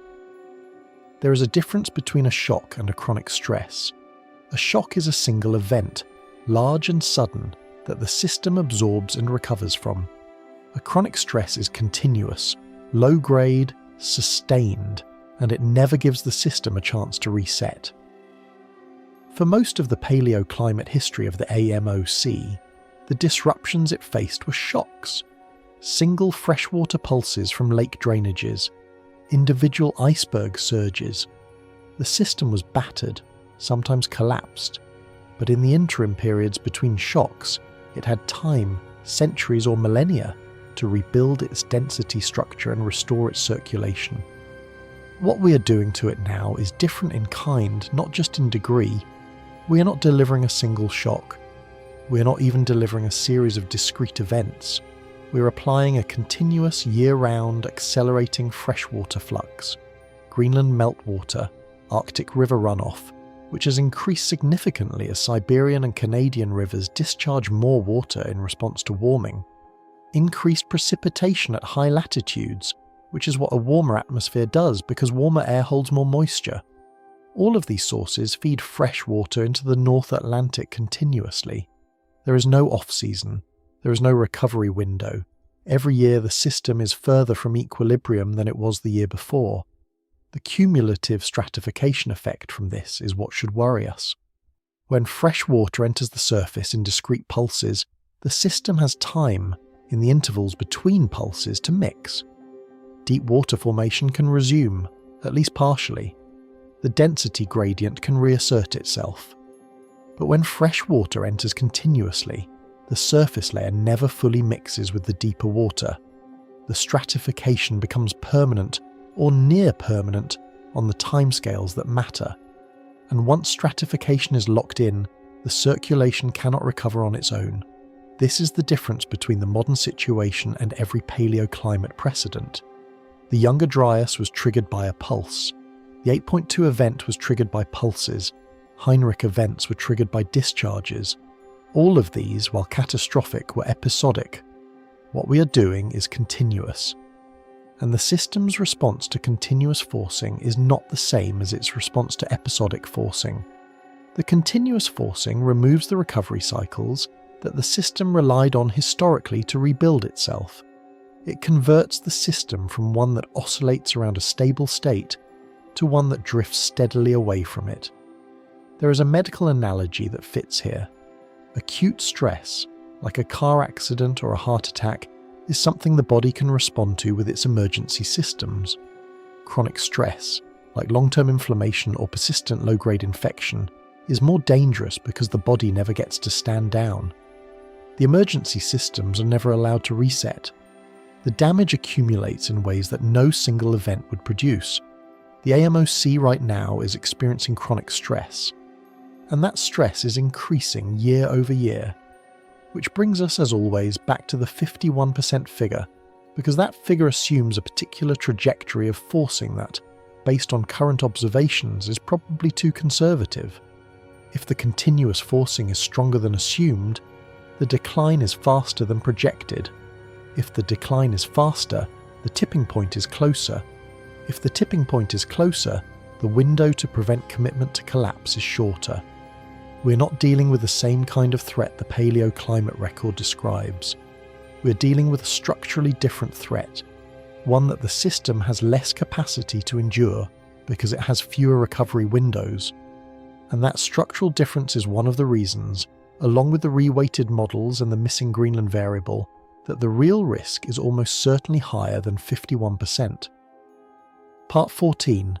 ENSO Amplification Link. Here is something that should probably be more widely known, because it connects the AMOC to a climate system most people actually do recognise. The El Niño Southern Oscillation, ENSO, as it is usually abbreviated, the irregular oscillation of warm and cool phases in the tropical Pacific that, every few years, reorganises weather patterns across the entire planet. El Niño brings droughts to some places, floods to others, disrupts fisheries, shifts hurricane seasons. La Niña does the opposite. And as it turns out, AMOC weakening appears to amplify ENSO variability. Recent modelling work suggests that a weakened AMOC may increase the variability of ENSO by approximately 11%, which may not sound enormous, but 11% of a system that already drives global weather patterns is not a small thing. It means stronger El Niños, stronger La Niñas, more swings between them, less predictability in the teleconnections that farmers, water managers, and disaster planners rely on. The physical mechanism is roughly this. The AMOC redistributes heat from the equator to the poles. When it weakens, more heat stays in the tropics, particularly in the tropical Atlantic. That altered heat distribution affects atmospheric circulation patterns that, in turn, interact with the tropical Pacific. The result is a tropical ocean system that becomes more volatile, with swings that propagate globally through teleconnections. We are currently in a transition phase of ENSO, moving from one phase to the next with characteristics that some researchers describe as atypical. Whether that is random variability, or whether it is an early signal of AMOC-induced amplification is not yet clear. But it is the kind of question that is becoming more pressing, because if AMOC weakening is going to make ENSO wilder, and ENSO swings are going to propagate into the weather systems we actually experience, then the AMOC's influence does not stop at the North Atlantic. It reaches into the monsoon, the jet stream, the hurricane patterns, the fisheries, everything. For the purposes of the central thread, here is what matters. A MOC collapse does not only affect the Atlantic. The 51% figure does not only describe a regional decline, it describes the weakening of a system whose influence reaches into the dynamics of every ocean and every atmospheric circulation pattern on Earth, including ENSO, including the climate system's largest source of natural variability, which, when amplified on top of the other stresses, compounds in ways that are hard to fully predict and impossible to reverse on human timescales. Part 15. The jet stream instability signal. There is another climate system showing stress that is worth mentioning briefly, because it is one most of us encounter directly in our daily weather: the jet stream, that fast-moving band of wind high in the atmosphere that shapes the weather of the mid-latitudes, particularly in the northern hemisphere. The jet stream is driven, in large part, by the temperature contrast between the warm equator and the cold pole. A strong contrast produces a strong, tight jet. A weak contrast produces a slow, wavy jet. As the Arctic has warmed faster than the tropics, the temperature contrast has decreased, and the jet stream has become wavier, looser, slower, more prone to getting stuck in patterns that produce extended heat waves, extended cold snaps, extended droughts, and extended floods. The phenomenon is sometimes called weather whiplash, a week of record heat followed by a week of record cold, because the jet stream has kinked into a pattern that will not move. A summer where the same rainstorm system sits over the same place for weeks. A winter where the polar vortex escapes its usual containment and spills south into regions that were not built for it. What does this have to do with the AMOC? The AMOC is part of the heat transport system that shapes that equator to pole temperature gradient. When the AMOC weakens, less heat moves north, which in the long run changes where the temperature contrasts are and how strong they are. The relationship is not simple, and scientists are still working out exactly how AMOC changes map onto atmospheric circulation changes, but the broad picture is clear. A weakened ocean circulation contributes to a destabilized atmospheric circulation. The surface-level expressions of AMOC weakening include not just cold blobs in the North Atlantic, but erratic jet stream behaviour thousands of miles away, producing weather events that feel wrong to everyone who experiences them. The 51% figure is, once again, not just an ocean number. It is a weather number. It is an atmosphere number. It is a civilizational stability number. Because what the AMOC carries north is not just water. It is the energy that shapes the entire northern hemisphere climate, and when that energy transport falters, everything downstream of it gets less predictable, not just cooler or warmer. The modern signals, in other words, are different. different from the paleoclimate baseline, different from the world the models were calibrated in, different in ways that stack, compound and point relentlessly toward a system that is already deteriorating faster than our models assumed and faster than our institutions can adapt. Part 16. Europe's climate inversion. Imagine a continent that has spent most of human history as one of the mildest, most agriculturally productive regions of the planet, and then, within the span of a few decades, finds its climate rearranged. That is the scenario facing Europe in an AMOC collapse. Not cooling back to some historical baseline, not a return to pre-industrial temperatures, something stranger, something none of us have lived through. A continent that is cooler in some ways, hotter in others, more volatile in all of them, with the old seasonal rhythms replaced by an increasingly chaotic oscillation that does not map onto anything in the agricultural calendar. The arable land estimates that come out of AMOC collapse modelling are stark. Current European arable land covers approximately 32% of the continent. Post-collapse projections drop that to 7%. 25 percentage points of farmland gone, not because the land disappears, but because the climate that made it farmland is no longer present. Growing seasons shorten. Frost arrives earlier and leaves later. Droughts deepen in summer. Floods intensify in other seasons. Crops that have been planted in European soil for thousands of years stop producing reliably. The agricultural civilization that underlies European food security would undergo a reorganization that no one alive has the experience to manage. The cooling itself, in an ironic twist, happens while the rest of the planet is warming. Europe gets colder because the AMOC is no longer transporting tropical heat to its shores.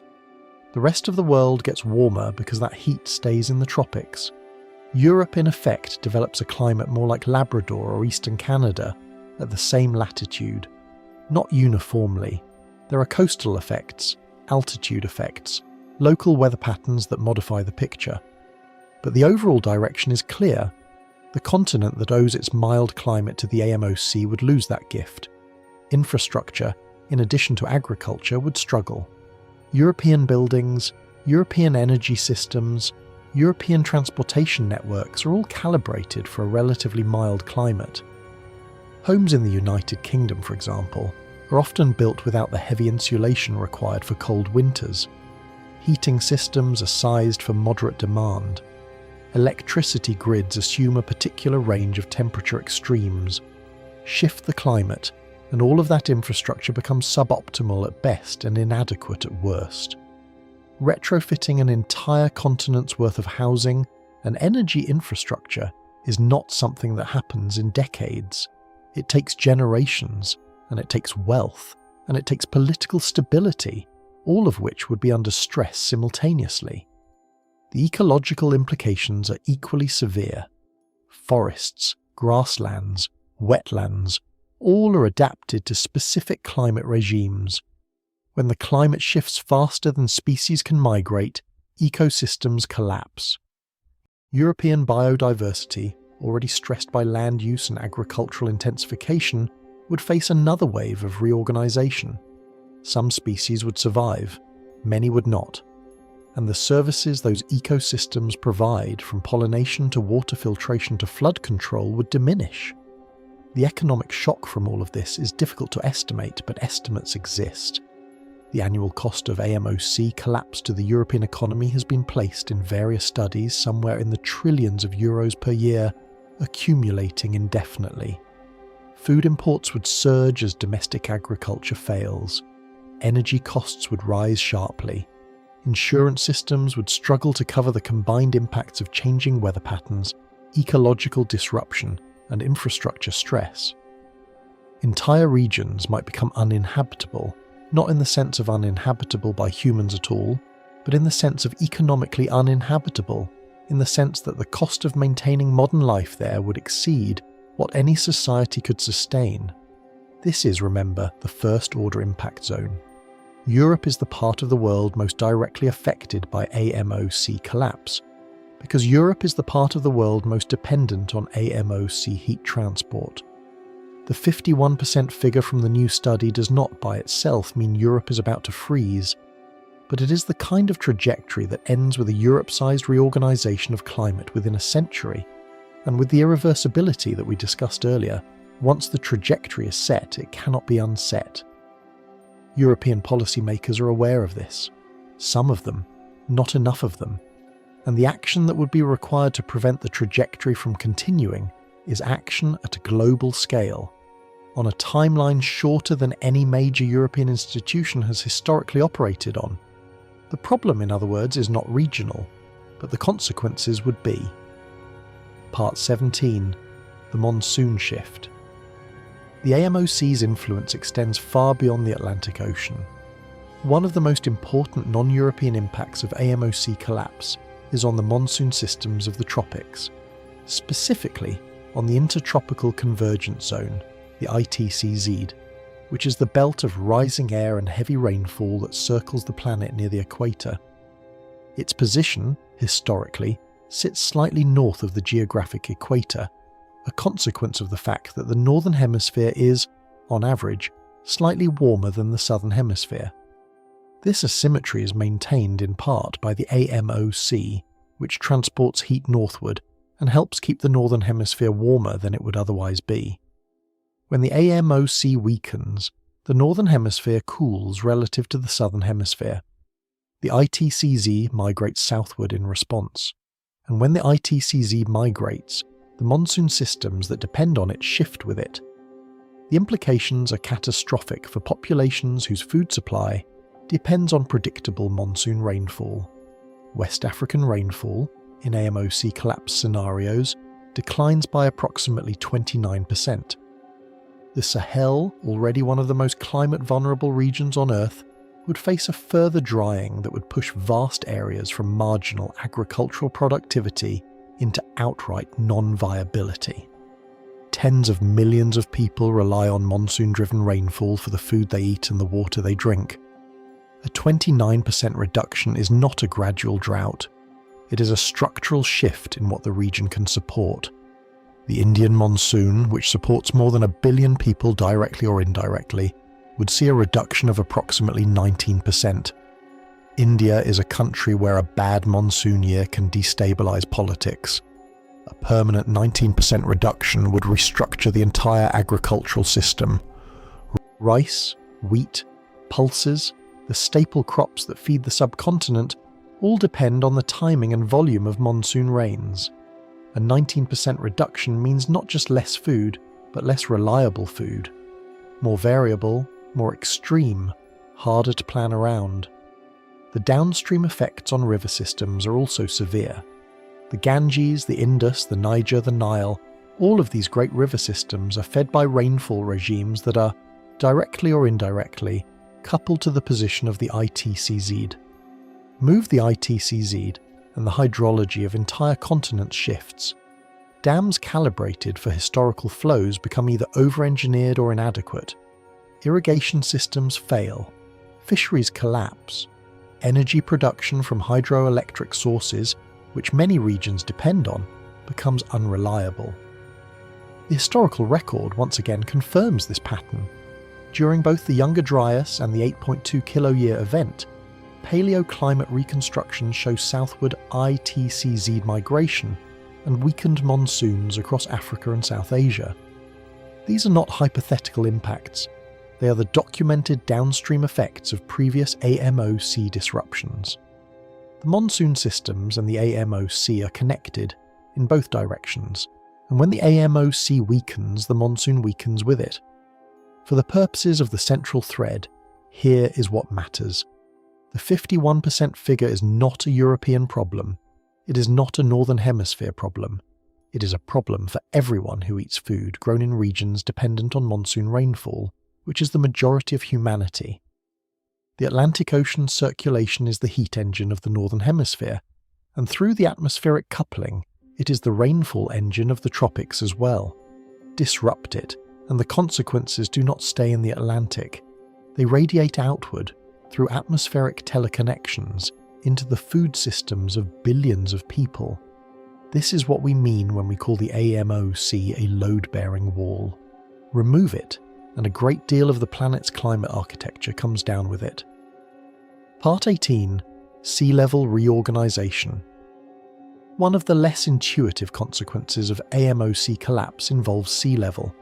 When you think about sea level rise, you probably think about melting ice sheets and warming oceans that expand as they heat. These are the main drivers, and they produce roughly a uniform rise across the global ocean. But the AMOC affects sea level too, in a way that is regional rather than global. Because the AMOC transports massive volumes of water from south to north, it produces a sea level gradient.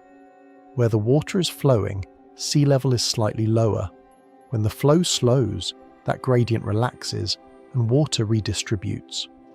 In an AMOC collapse scenario, the North Atlantic sea level rises by an additional 50 to 100 centimetres on top of the global sea level rise from other sources. That is not a small number. For cities along the Atlantic coast of North America, the United Kingdom and Western Europe, that could mean the difference between manageable sea level rise and a wholesale reorganisation of coastal geography. The New York City metropolitan area, the Boston to Washington corridor, the Thames estuary, the Low Countries of the Netherlands and Belgium, all of these are among the most economically valuable coastal zones on Earth, and all of them are directly in the path of AMOC-driven sea level amplification. The effect is regional because the ocean is not flat. Currents and circulation patterns produce persistent sea level gradients. The North Atlantic, under current AMOC strength, is held slightly lower along the western margin because of the way water is moving. Slow that movement and water accumulates, not evenly, not smoothly, but preferentially along the coasts that sit in the path of the slowdown. Combine this regional amplification with the other drivers of sea level rise, and you get a compounding effect that is worse than either in isolation. A city that might be able to handle 50 centimetres of global sea level rise by 2100 becomes a city facing 100 or more centimetres once AMOC amplification is added. And the rate of rise critically is not linear. The amplification effect ramps up as the AMOC weakens, so the second half of the century sees faster regional rise than the first half. For the central thread, the 51% figure translates directly into sea level exposure for some of the most densely populated coastlines on Earth. It is another way the ocean circulation story is not just a story about ocean circulation. It is a story about where people live, how coastal cities function, and what the infrastructure of the next century will have to absorb. Part 19. The bipolar seesaw. There is one final feature of AMOC collapse worth mentioning, a pattern that shows up clearly in the paleoclimate record and carries strange implications for how we think about global warming.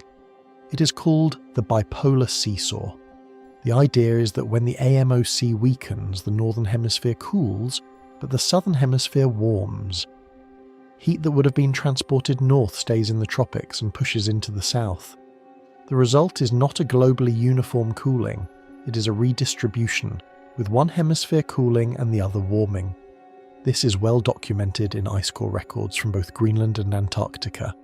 The cold intervals in Greenland, associated with AMOC weakenings, coincide with warm intervals in Antarctica. The two hemispheres operate during these events as a kind of seesaw, with the AMOC strength as the fulcrum. Weaken the AMOC and the balance tips. The northern end comes up, the southern end comes down, or rather, the southern end warms while the northern end cools. The practical implication is that AMOC collapse does not reduce global warming. It does not save the planet from the consequences of carbon emissions. It redistributes the heat. The northern hemisphere gets a temporary cooling reprieve, if you can call it that, while the southern hemisphere gets accelerated warming. The heat the AMOC would have transported to the Arctic stays in the tropics and propagates into the south. Antarctic ice loss accelerates. Southern hemisphere ecosystems face additional stress. Tropical regions, already at the limits of habitability in some places, get hotter still. This matters for the central thread, because it changes how we should think about the 51% figure. It is not a partial reprieve from global warming. It is a redistribution of the same warming into a different spatial pattern, one that produces a different set of catastrophes. The total heat in the planet's climate system does not decrease when the AMOC weakens. It just ends up in different places, stressing different systems, producing different failures. The global mean temperature continues to rise. The distribution of that warming becomes more uneven and more damaging because the concentrated impacts in specific regions overwhelm the local adaptive capacity. A MOC collapse, in other words, is not a cooling event. It is a reorganization event. And reorganizations are, for the populations on the wrong side of them, functionally indistinguishable from catastrophes. Part 20. The tipping point window. Here is where I think a lot of public communication about climate change gets the story fundamentally wrong. We talk about climate change as if it were a continuous quantitative problem. How much warming? How much sea level rise? How much biodiversity loss? We imagine a dial that can be turned up or down. More emissions, more warming. Fewer emissions, less warming. The relationship is linear. The response is reversible, or at least stabilizable. Stop emitting, and the curve flattens. That is the implicit model most of us carry around in our heads. The AMOC does not fit that model. The AMOC is a tipping element, which means it has a specific threshold, and once the system crosses it, the outcome is decoupled from the forcing. You can remove the forcing entirely. You can reverse the forcing. The system does not come back. It has committed. The tipping point is the moment of commitment. Collapse itself, the visible decline, may come decades later. But the decision has been made. The trajectory is locked in. The window of greatest concern, based on the most recent modelling that includes the New Ridge regression analysis, sits somewhere in the middle of this century. The 19 years from 2040 to 2059. That is the window within which, according to Ramsdorff's interpretation of the study, the AMOC has a greater than 50% chance of crossing its tipping point. The decade of commitment. The decade in which, if nothing significant changes, the decision becomes irrevocable. This is a striking thing to say, and it needs to be unpacked. The tipping point and the collapse are not the same event. The tipping point is the moment when the system's internal dynamics make collapse inevitable, regardless of future forcing. The collapse itself, the functional loss of AMOC service, comes later. How much later is uncertain. Estimates range from decades to a century, which means it is possible, entirely possible, that we could cross the tipping point in the next 20 years and not see the actual collapse until something like 2100 or beyond. The system would be dying the whole time, but the symptoms would be gradual, even as the prognosis was settled. This is the illusion of time. This is the policy trap. Because policymakers respond to visible crises, not to invisible commitments. A system that has tipped but not yet collapsed looks, to most observers, like a system that is still functional. Europe is still mild. Monsoons still fall, most years. The Atlantic still flows. Why act? The climate system, they assume, will warn us when the time comes, but it will not. It already is. The warning is the slowdown. The warning is the cold blob. The warning is the 51% figure. And by the time the actual collapse begins, the decisions that could have prevented it will have been made decades earlier, by politicians who are no longer in office, and by publics that did not know what they were choosing. Early warning signals for tipping points do exist in a technical sense. Researchers have developed statistical approaches, pioneered by scientists like Nicholas Boers, that look for certain behaviours in time series data that tend to appear before a system crosses its threshold. Increased variance, increased autocorrelation, critical slowing down. All of these are mathematical signatures of a system approaching a tipping point. And here is the uncomfortable thing. All of them have been observed in AMOC proxy data over the last several decades. Not definitively, not at the level of a confirmed diagnosis, but strongly enough that papers have been written, warnings have been issued, and the scientific community has quietly, begun to treat the approach of an AMOC tipping point as a serious near-term possibility rather than a distant theoretical concern. The central thread once again comes back to what 51% means. It means we are in the window.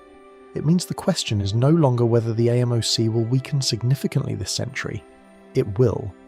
The question is whether, during that weakening, we will cross the threshold beyond which no policy, no emissions reduction, no geoengineering scheme can bring the system back.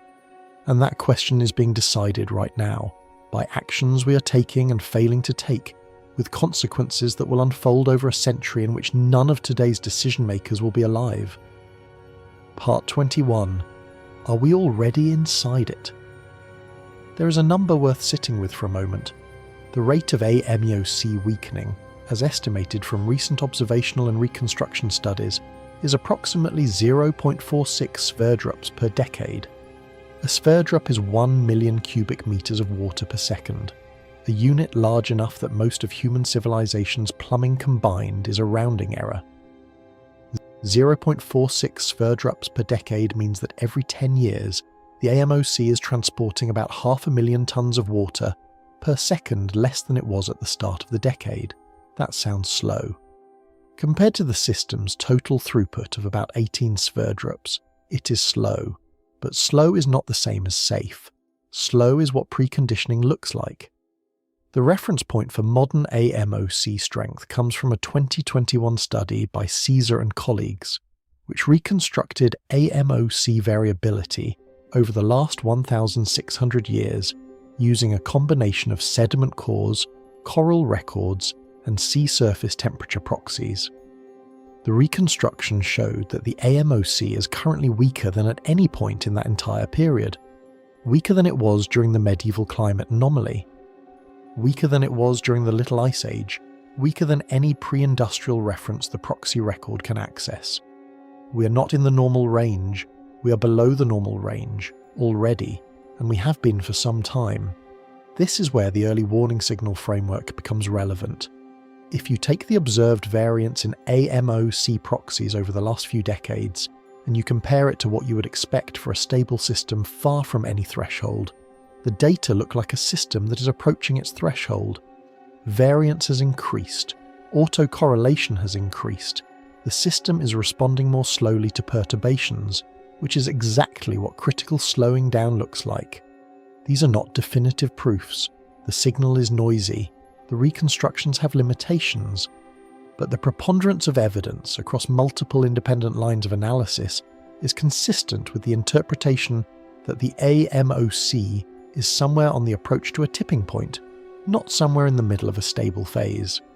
Bors and others have put forward estimates that the AMOC could cross its tipping point at somewhere between 30 and 45% of additional weakening from current values, not from pre-industrial values, from where we are now, which, combined with the rate of weakening we are observing and the rate of freshwater input we are seeing and the feedback amplification we expect to see, places the tipping point somewhere in the band from 2030 to 2060.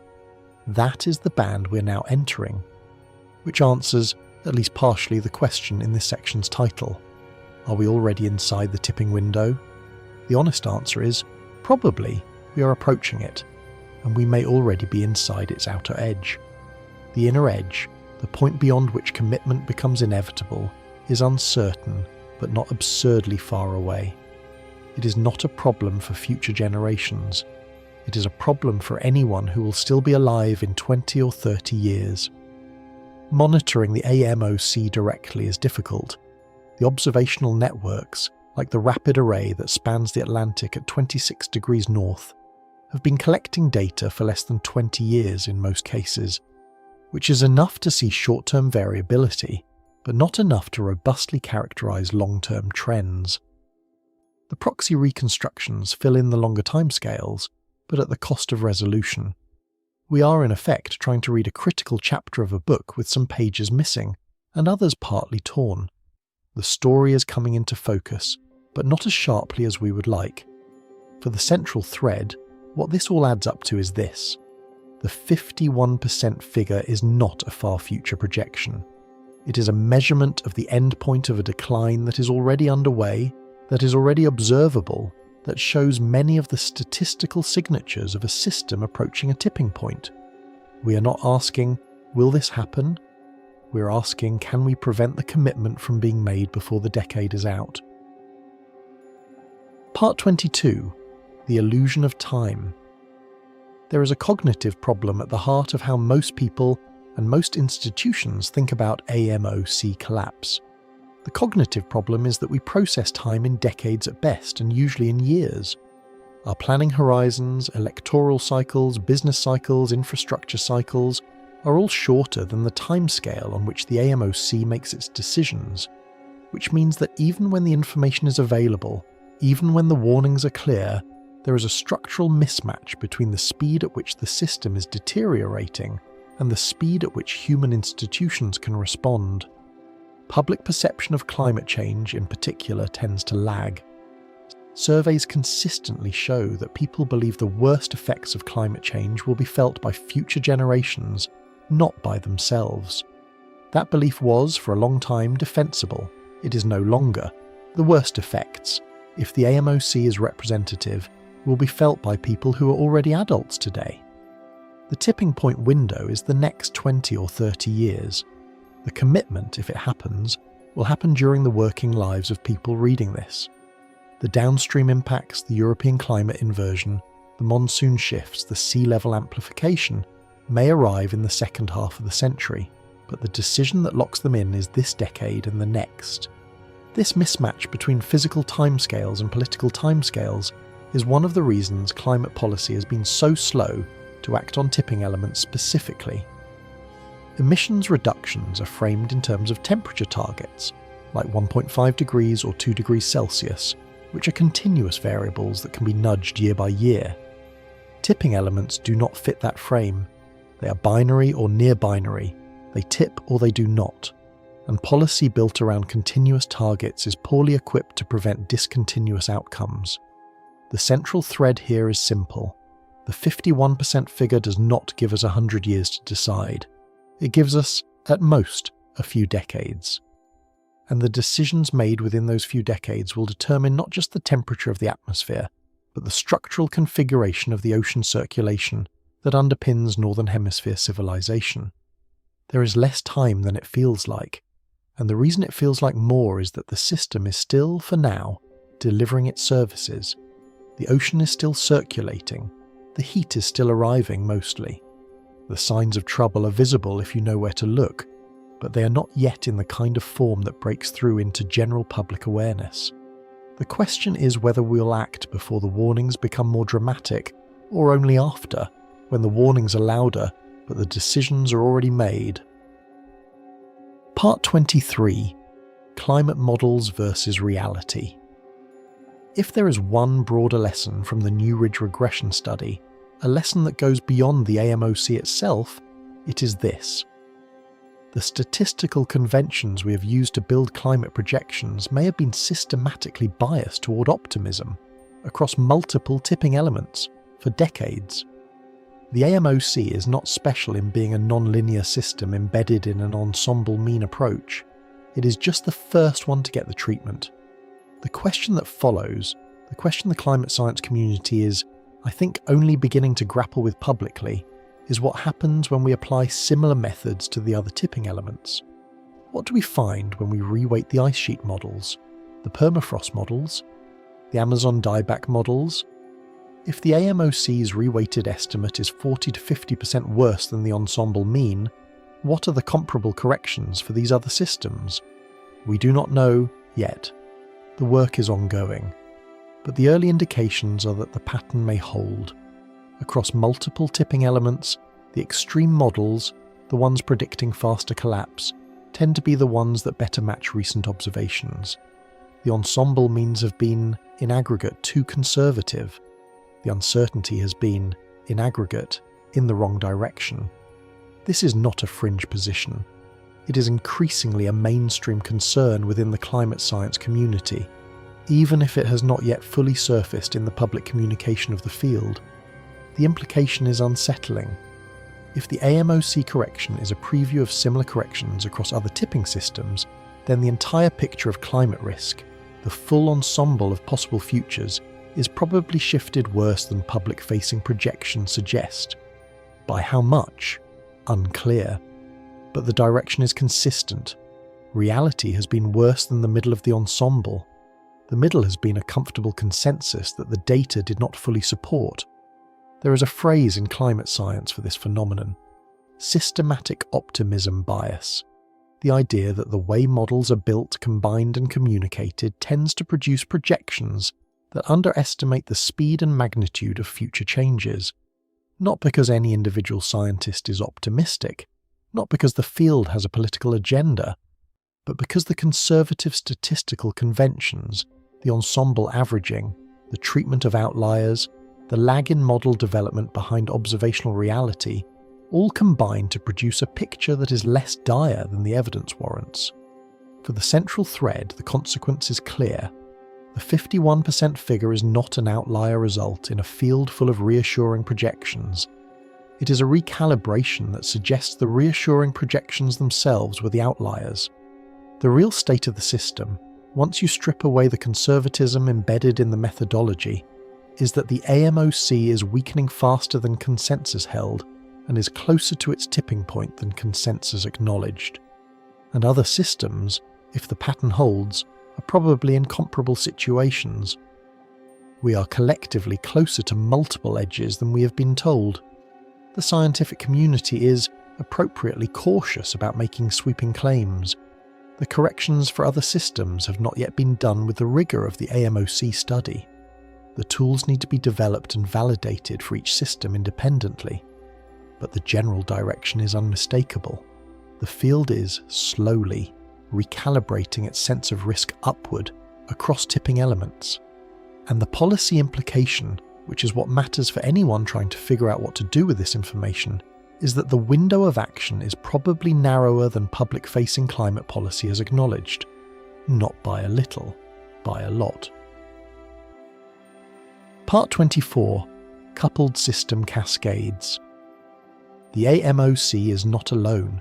It is part of a global ocean circulation network, with counterparts in other ocean basins, most notably the Southern Meridional Overturning Circulation, the SMOC, around Antarctica.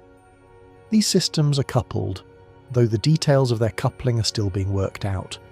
Changes in one ocean basin's overturning affect the others, not immediately, not directly. But through the redistribution of heat, salt, and fresh water across the global ocean, changes propagate. Recent research has begun to explore the possibility that AMOC weakening could influence SMOC behaviour, potentially triggering responses in the Southern Ocean that, in turn, affect Antarctic ice sheet stability and global sea level. The research is early. The signals are uncertain, but the framework is emerging. The ocean circulation systems of the planet are interconnected, and the possibility of coupled, cascading changes across them is no longer a fringe hypothesis. It is a live research question. If this is right, then the AMOC tipping point is not just a regional event. It is a potential trigger node in a larger network of climate subsystems, each with its own tipping behaviour, each connected through physical and chemical pathways to the others. Tipping one could increase the probability of tipping others. The famous domino metaphor applies, with the caveat that the dominoes are the size of continents and the timescales are decades to centuries, not seconds. There is a concept in climate science called the tipping cascade. It refers to the possibility that one tipping element, once tripped, could lower the thresholds for other tipping elements, triggering a sequence of irreversible changes across multiple systems. A MOC collapse would not, in this framework, be the end of the story. It would be the beginning of a cascade that could propagate through the Amazon, the permafrost, the ice sheets, the monsoon systems, the boreal forests. Not all at once, not certainly, but with probabilities that are no longer vanishingly small. This is speculative, and I want to be careful about that. Cascading tipping is not yet established consensus. The interactions are complex. The timescales vary. Many researchers believe the cascade framing overstates the coupling between elements. Others think it understates it. The empirical evidence is limited because we have not, in recent climate history, observed such a cascade, though the paleoclimate record contains episodes that look suggestive. What I can say, for the central thread, is that the 51% figure and the associated tipping point risk for the AMOC do not exist in isolation. They are embedded in a network of other potentially unstable systems, and the interactions between them are real, even if poorly characterized. When we talk about AMOC collapse, we are not just talking about one ocean circulation. We may be talking about the first move in a chain of reorganizations whose total scope is larger than any single subsystem. That is a possibility we should take seriously, not as a prediction, but as a risk to weigh against the cost of acting to prevent the first tipping. Part 20. 5. The limits of intervention. There is a last topic I want to address briefly before we move toward the conclusion, because it is the question that always comes up when I talk about tipping systems. What can we do about it? Can we intervene? Can we engineer our way out of this? The honest answer is that for the AMOC specifically, the tools available are limited. Carbon dioxide removal, the leading geoengineering proposal, would slow atmospheric warming, which would slow the warming of the ocean, which would reduce some of the stress on the AMOC. But it would do so over long timescales. The atmosphere responds to carbon dioxide changes on timescales of decades. The deep ocean responds on timescales of centuries. By the time atmospheric interventions translate into restored ocean density structure, the system may have already crossed its tipping point. The medicine arrives after the patient has made the irreversible decision. Solar radiation management, the proposal to reflect sunlight back into space to cool the planet, has a similar problem. It cools the atmosphere. It does not restore deep ocean density. It does not reassemble sinking zones. It does not reverse hysteresis. Even if it were deployed successfully, it would prevent further warming, but not restore the AMOC to its prior state. And if it were deployed and then stopped, termination shock would rapidly restore all the warming that had been suppressed, potentially tipping multiple systems simultaneously. Direct interventions in ocean circulation, schemes to pump cold water into the North Atlantic or artificially cool the Labrador Sea, exist in the realm of speculation rather than serious engineering.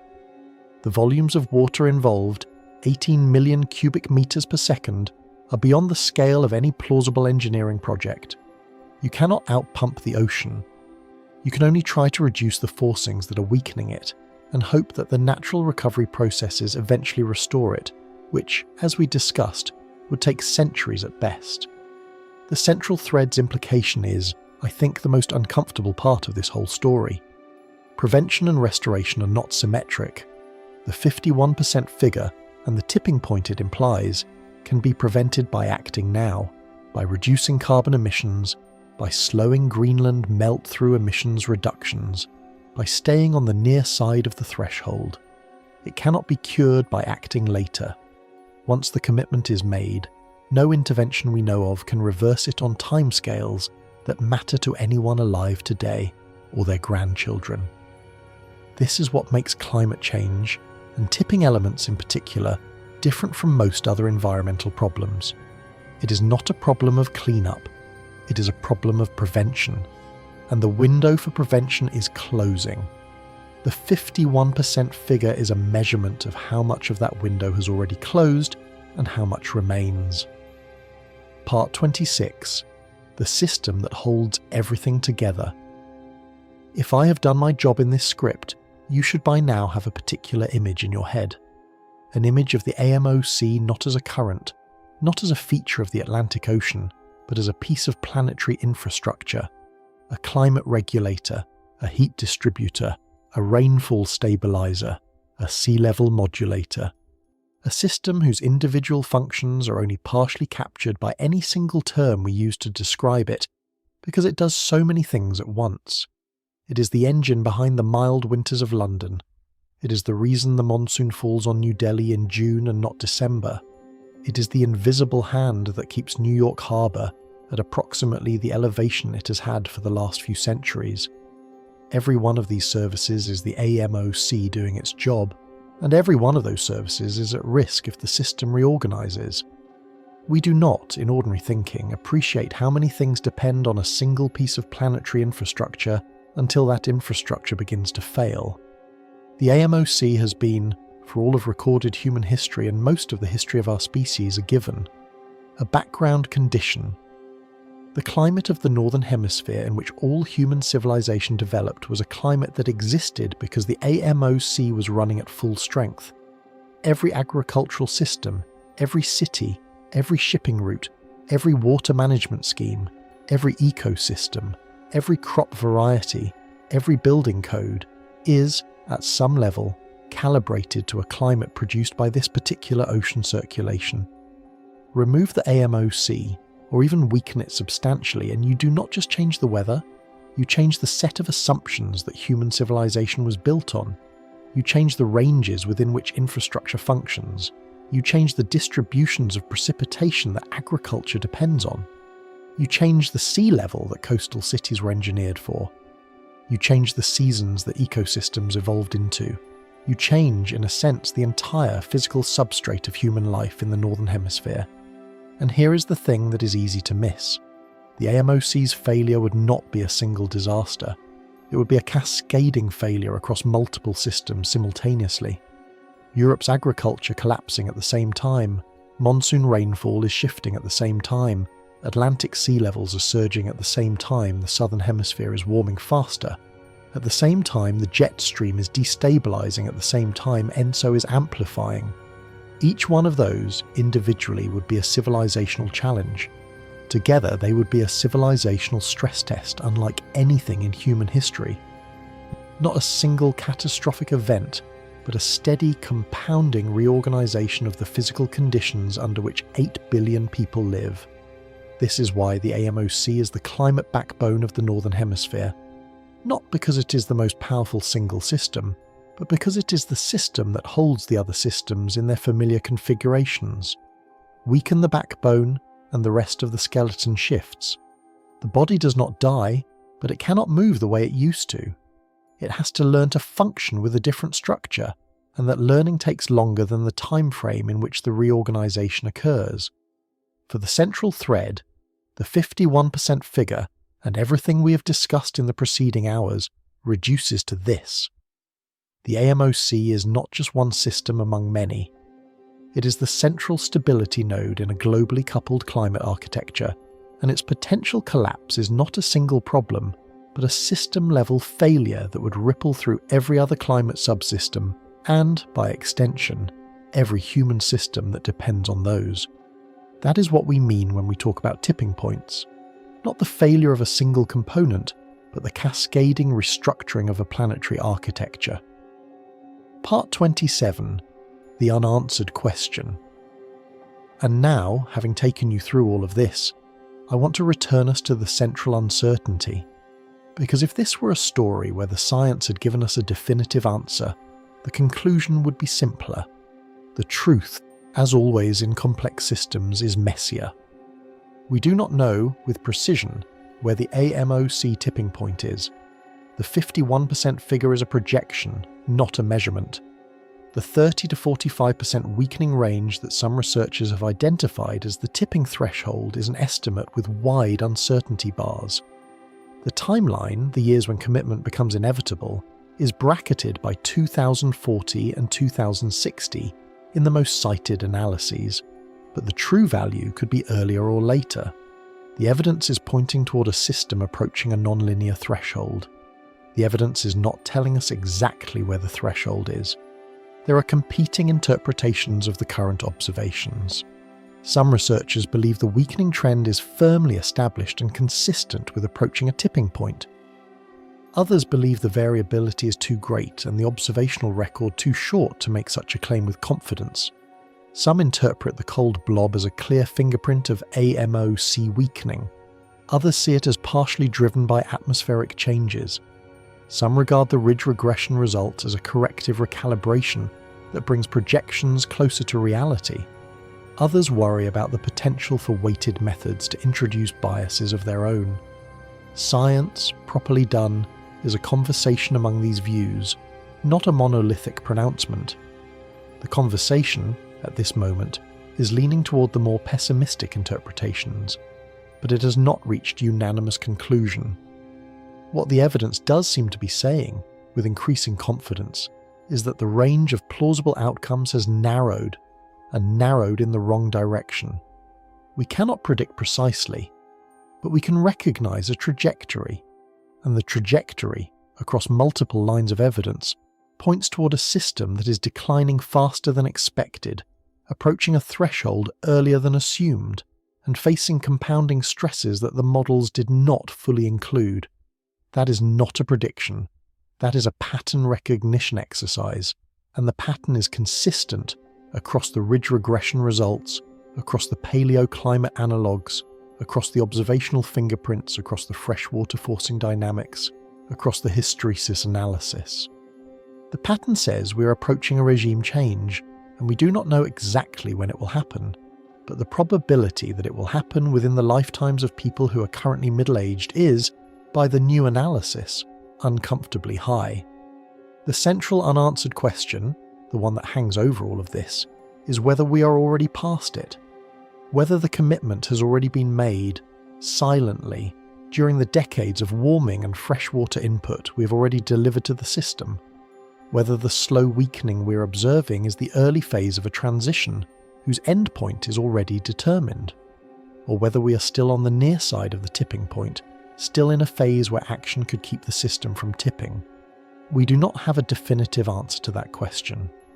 The observations are consistent with either interpretation. The models, even the reweighted ones, have wide enough uncertainty that they cannot distinguish them with confidence. What we have instead is the recognition of trajectory. The recognition that the direction of travel is toward the threshold, even if the exact distance is unknown. The recognition that continued forcing pushes the system closer, even if the precise location of the edge is uncertain. The recognition that the cost of being wrong about the location of the edge is catastrophic if we are closer than we think, and relatively small if we are further. Under that asymmetry, the rational response is to act as if we are closer, because the downside of assuming we are further and being wrong is a civilization-scale reorganization that cannot be undone. This, I think, is where I have to leave you.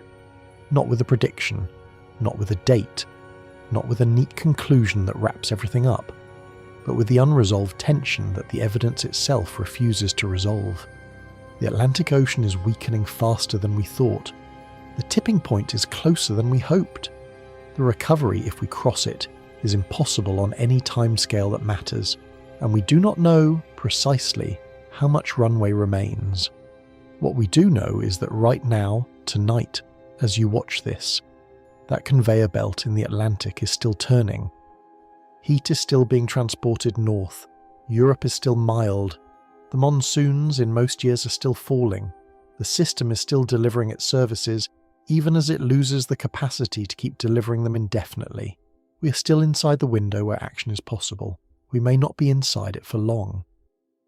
The last AMOC collapse, 12,800 years ago, was triggered by a single freshwater pulse from one melting glacial lake, and it reorganized the climate of the Northern Hemisphere for 1,300 years. Today, the freshwater is coming from everywhere. It is coming from Greenland, from Siberia, from Canadian rivers, from increased high-latitude precipitation. It is continuous, it is accelerating, and it is not stopping. I do not know when the threshold will be crossed, neither does any scientist alive. What I know is that the evidence, as of this week, as of this new study, as of yesterday, points toward the conclusion that the threshold is closer than we had allowed ourselves to believe, and that the system holding Western Europe's winters, the monsoon belts of 3 continents, the sea levels of every Atlantic coastline, and the climate stability of half the planet is operating under stresses that no ensemble mean could average away. The ensemble mean was, in this case, the story we told ourselves. The real story, the one the data had been whispering for decades, was louder than we wanted to admit. And now it is loud enough that anyone who listens can hear it. Whether we act on what we hear is a question the ocean cannot answer. It will keep doing whatever the physics tells it to do. The conveyor will keep turning, or it will not. The threshold will be crossed, or it will not. The cold blob will keep deepening, or it will not. The decision, such as it is ours. And the window within which we can make it, by the best evidence currently available, is narrower than the next generation. Narrower, perhaps, than the next election cycle. Narrower than the time most of us give to thinking about anything at all. Somewhere south of Greenland, the water is still sinking, a little less each year than the year before. The 51% figure is a projection of how much less it will sink by the end of this century, assuming no major surprises. The assumption of no major surprises is, if we are honest, the assumption most likely to fail. Every surprise we have encountered so far has pushed the system in the same direction. Every revision has made the picture worse. Every correction has brought the tipping point closer. The Atlantic is not waiting for us to catch up. It is running on its own clock, a clock that was set by physics, not by politics. We can read the clock. We can see what time it is. And the time, by every serious analysis I have seen, is later than almost anyone is acting as if it were. What happens next depends on what is done in the years immediately ahead. Not over the remainder of this century, in the years immediately ahead. The tipping point window is not a distant event. It is a near event, and the decisions that determine whether it is crossed are being made now, in the aggregate of every political, economic and personal choice being made about energy, land use, and climate policy. Those decisions taken together are the forcing, and the forcing, as the hosing experiments tell us, does not need to be extreme, it only needs to be persistent. So I leave you with the question the science cannot answer, and the question that, in some sense, is the only question that matters. Are we already committed? Or is there still time? The Atlantic, as of tonight, is not telling us. It is just continuing to weaken, patiently, implacably, the way non-linear systems do in the decades before they reorganize. We can read the signs, we can prepare, we can act, or we can keep averaging the evidence into a comfortable middle and wait for the system to make the decision for us. Either way, somewhere south of Greenland the cold blob is still there. The conveyor is still slowing, the water is still sinking a little less each year, and the switch we now know is closer than we thought.